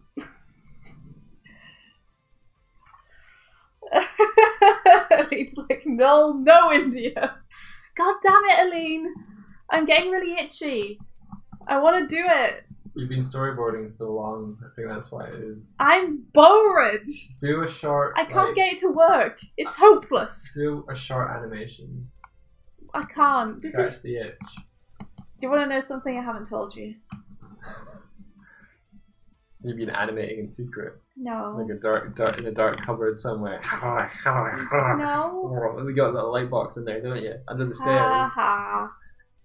You're just under there in your cave. I think when I go to bed early that you're up here working on a Cintiq, but you're away hiding in a cupboard with paper, No. surrounding yourself with animation. That's not true. What haven't you told me? Do you know when the deadline for this is? No. When's the deadline for it? July. July. Something. July the something. Yeah.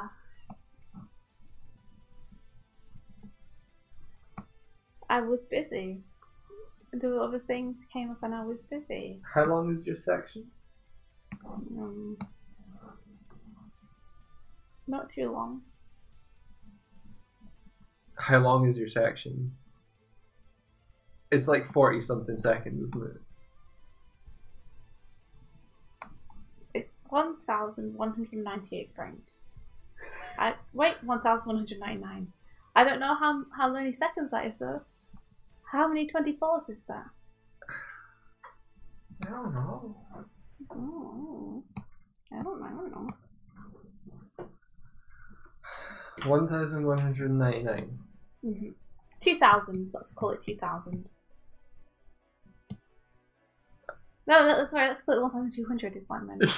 Just looking at her incredulously. Let's call it 5,000. Well, this seems better. 50. It's 50 seconds. It's only 50 seconds. That's 2.5 times longer than your animated run, but it took you a month. Oh, this would be easier because they're in like the same sort of environment. Wait, actually, you it's put nearly them in 3 stars, times. didn't you? Mm. How are you gonna get the backgrounds for that? For what? The stars. Well, it's not. The stars aren't happening anymore. Oh.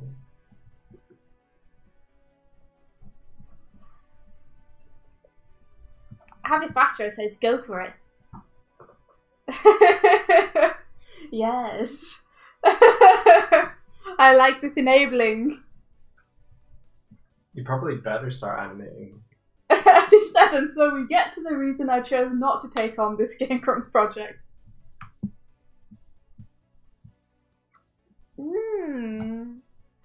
I think it will be okay. I think everything will be fine. You're doing all the color and compositing yourself. What? Michael, no. Michael, no. Michael, I should have told you what the deadline for this was. I told you what the deadline was back when I took it 3 months ago. You might want. Okay, it's good. Like I might need to ask for a slight extension. Yeah, it's gonna get extended. I'm not not pulling 22-hour days. You don't have to. 20 I'll do limited animation. No, you won't. Oh. He sees right through me. I'll do limited animation. Limited on ones. I'll limit the limited to ones. Not allowed 2s or 3s. They're too much. Only 1s. I'm sorry. It's okay. I'm sorry. It'll work out well.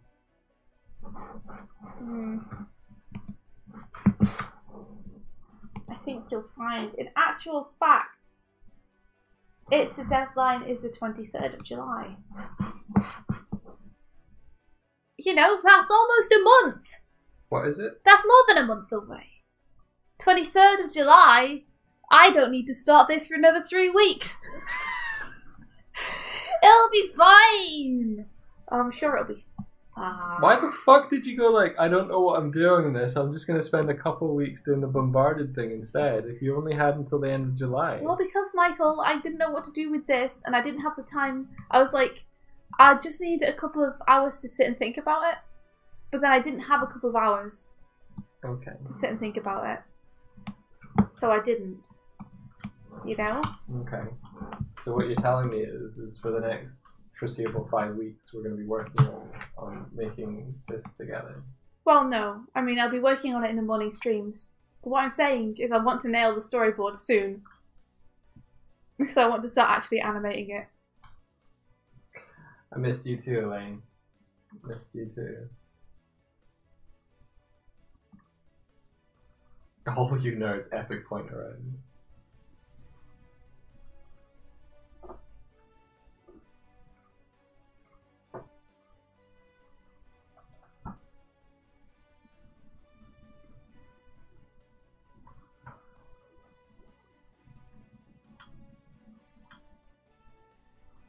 I'm gonna see what this looks like.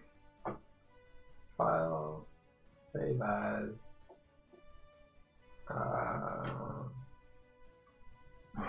Okay! It's fine! I'm gonna say it's fine. It's fine. It's fine.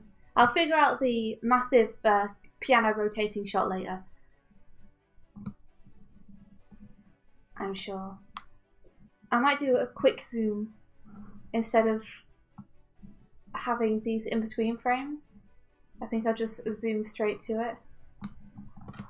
Let's get down to business to defeat the Huns.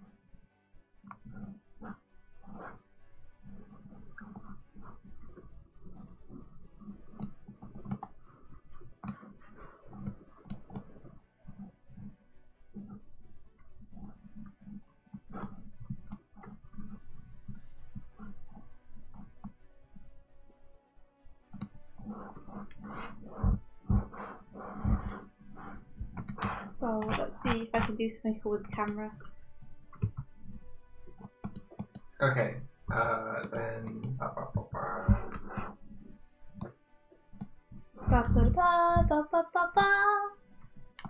Pull in. Yeah. Okay.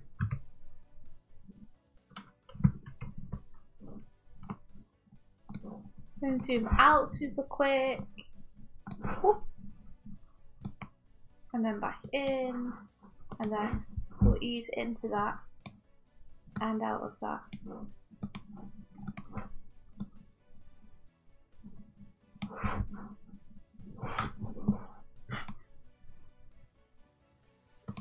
It doesn't really work. It doesn't really work, guys. I tried.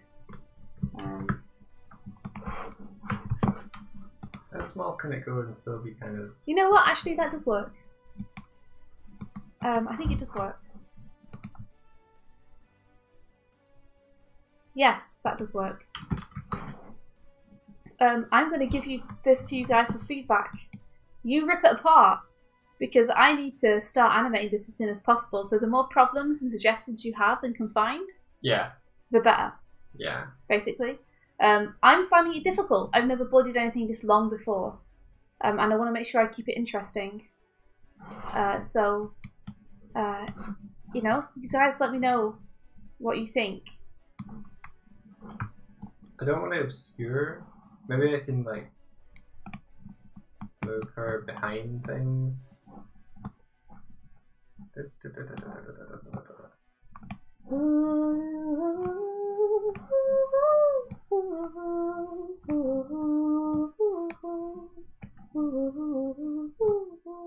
I move Buffy Cam to go down below. No, wait. Let me just check what this camera's doing, because it seems to be doing something odd. Yeah, it's got a bend in it. Why has it got a bend in it, camera? I didn't want you to have a bend. Oh crap, I inserted another keyframe by accident. No, Emily, she's not only boarding this project, she's animating it as well. No. But I think it's mostly like, it looks like it's a lot of keyframes in there. No, yeah. Basically animated it already. It's fine. Yeah. Oh yeah. I don't know how to not do this curve. Oops.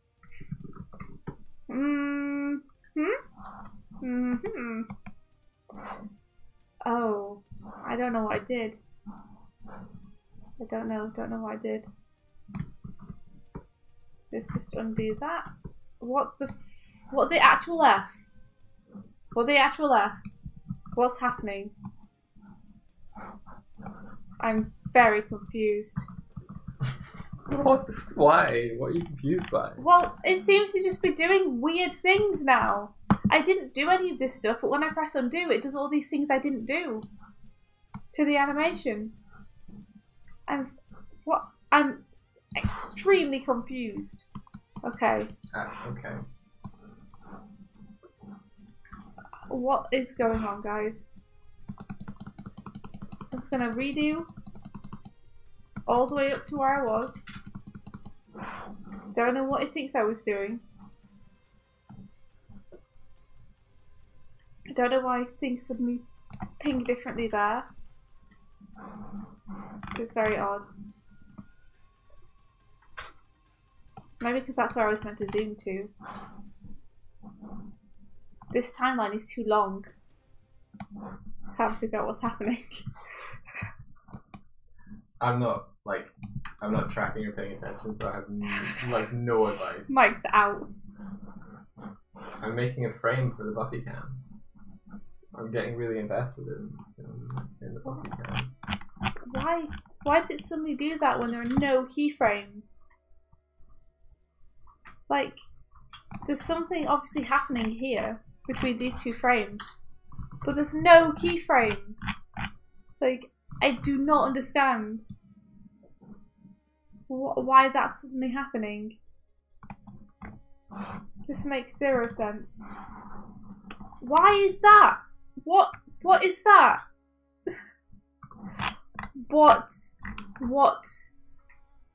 has happened? What is this? This is bullcrap. Yeah. Shush. But Michael, my entire thing's been destroyed. Wait, what? Your entire thing's been destroyed? How? Because all of the camera keys have now done this, where they flatline and then suddenly peak to something. Oh. Do you have a saved version of this? Probably not. Save this as another version? Okay. I don't understand what's happened. Save as, and then hopefully you've got the old one, and any progress you made today, you can resalvage maybe. It's so weird. Okay, let's see what else this has done for the rest of the animation. It should at least be funny. As long as you don't hit Control S, just like save as right now, and then you'll preserve what you had before. Well, I don't know if what I had before was saved. So. Before you open the file today. Yeah, that's true. But done a lot more drawings and frames since. India. Yeah. Hit file save as. I will. I'm just saying what it's done to the file. Let me see what it's done to the file. You can see what it's done to the file after you've preserved the old file. Oh my goodness, fine. I might not talking sense. It might crash. Who knows? Okay. I called it a very good descriptive name of design.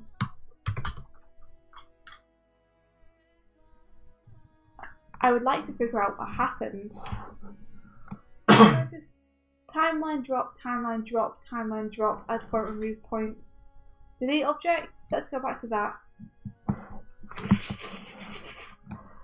What has happened to my camera? I don't understand. What did I do?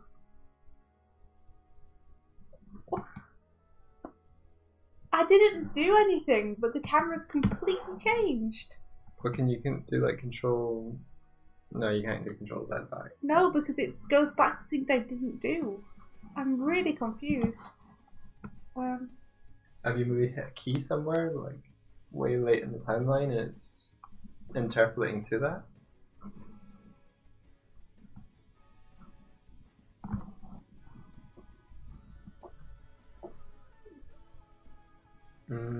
I don't know what's happening.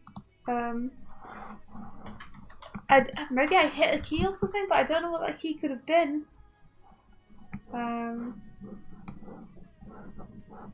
Is that the culprit? There's a little thing here. Press this. What is this? Stop motion keyframe.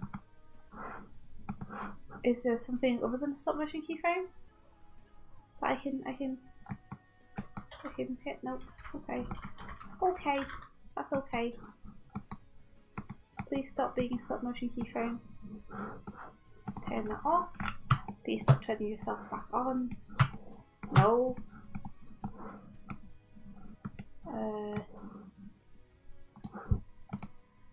That's the velocity editor. I keep opening that. Constancy. Don't know what that means.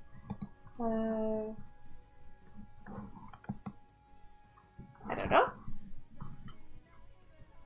It's possessed. Aline says to keep calm. Keep calm. Very spooky. Keep calm, yeah. Keep calm. Ah.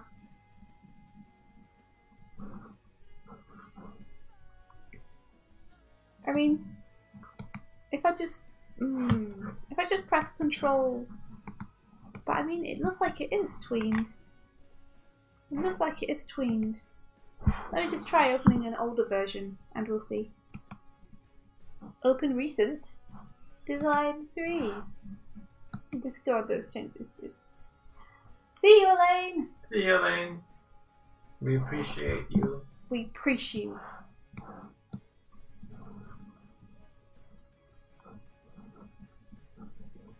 Okay. So it has all my my new drawings in it, which is good. Let's see whether the camera moves still work. Yay! Okay, the old version has it. It's fine. We'll just burn the new version and never speak about it again.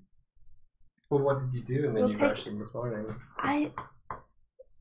No, the new version is the version from the past like 10 minutes when something suddenly freaked out about the camera. Right, okay. And I have no clue what it is. Like, I wish I could tell you what I did so I could not do it again. Yeah. But I have no clue. So we're just going to never speak of it and we'll like take it to a landfill and just explode it. Okay. Or something. Okay. So it can't hurt anyone anymore.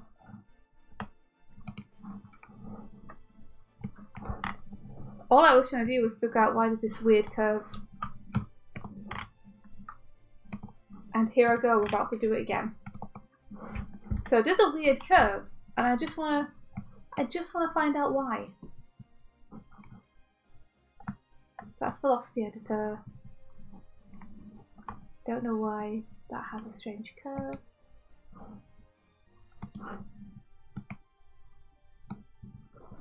Maybe if I do this.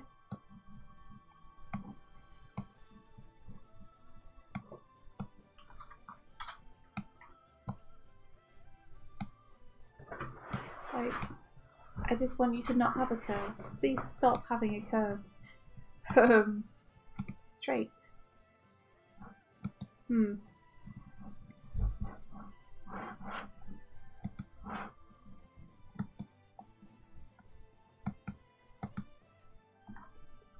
feel like there should be some way to pull the handles out.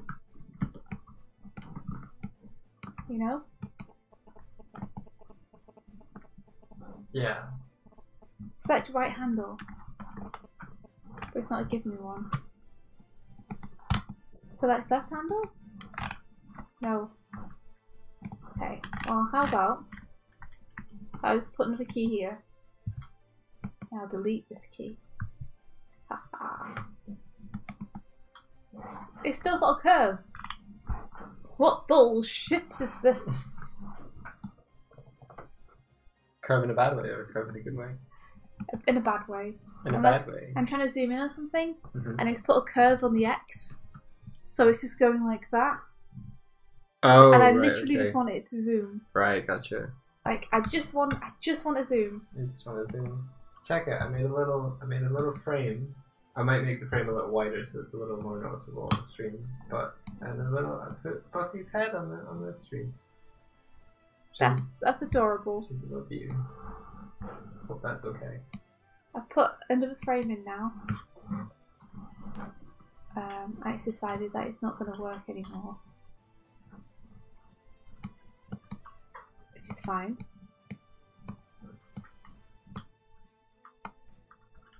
Cool. It's because it's the first key for my house, so that makes sense. I like that the woman in the background is kind of looking down at Buffy like, you took my space. You stole my story.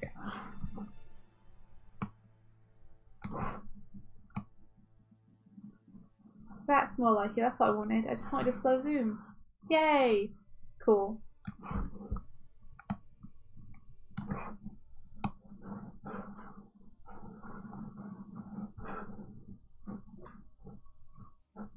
Wonder.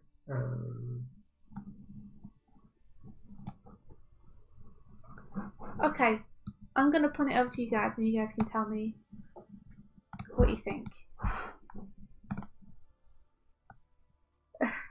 Happy Fast Trace says, I feel your pain, Swift. It's annoying. Yeah, I'm happy things got resolved too. I'm happy that the last version was fine. I'm going to have to save this as something else. Sure, let's call this Grump's Variations. Rough. A 1.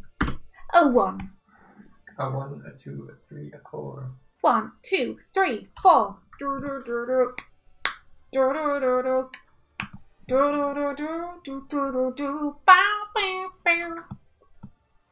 Okay. It's exporting. You did it. Thank you for the cookies, Elaine. I guess she's probably gone now, but Yeah, probably logged on. thank you anyway. Da da da da da da da da da da da da.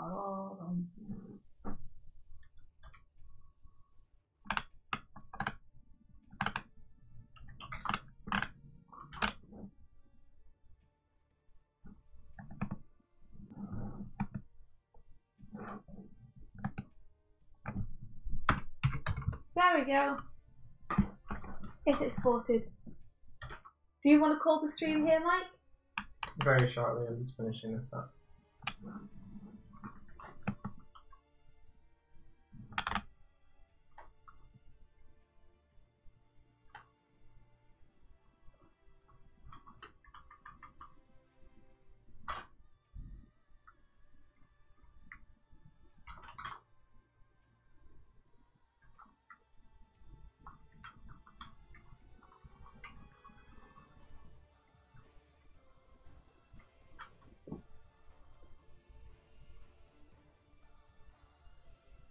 I'm just looking at this rough animation by Michael Manor. Is it for new the stuff? Ninja Sex Pie thing. Yeah. No, it's not new. I'm just looking at it. Cool. And I've never done a fast running shot like that before. Mm-hmm. But I have one on the segment I animated. Yeah. And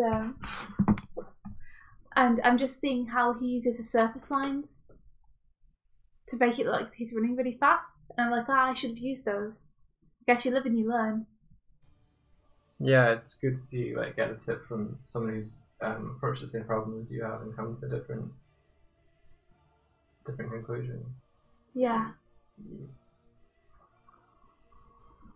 Yeah, it's nice to see the way the surface lines work on this. Next time, I'll know to use surface lines because they're really good. And you see, just when he runs here and the ground's moving and there's lines along the ground, that's awesome.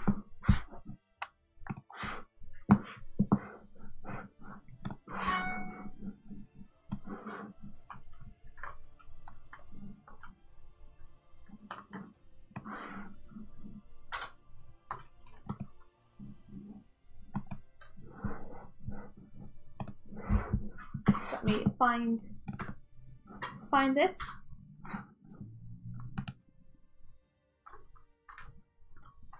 It's 41 megabytes, which may be slightly too big. You might be able to put it on Drive and then... Yeah, I'll do that. I appreciate that's not very interesting though for people on the stream to watch, so... Yeah, if you want to... I made a Buffy cam thing.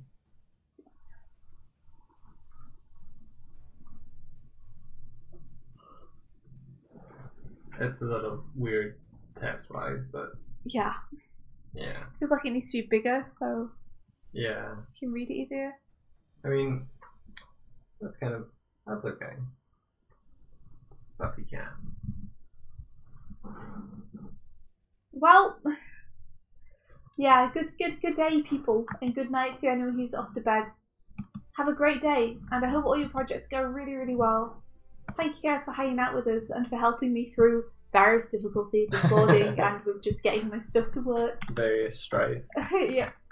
But we pulled through! We did. And We made it. I made a pretty nice little pixel thing of Buffy.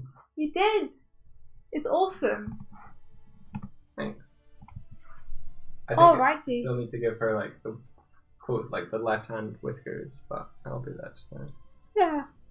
Buffy! She is, hold on. Buffy! There you go, she can hear the treats. Yeah! Buffy cam! Buffy cam!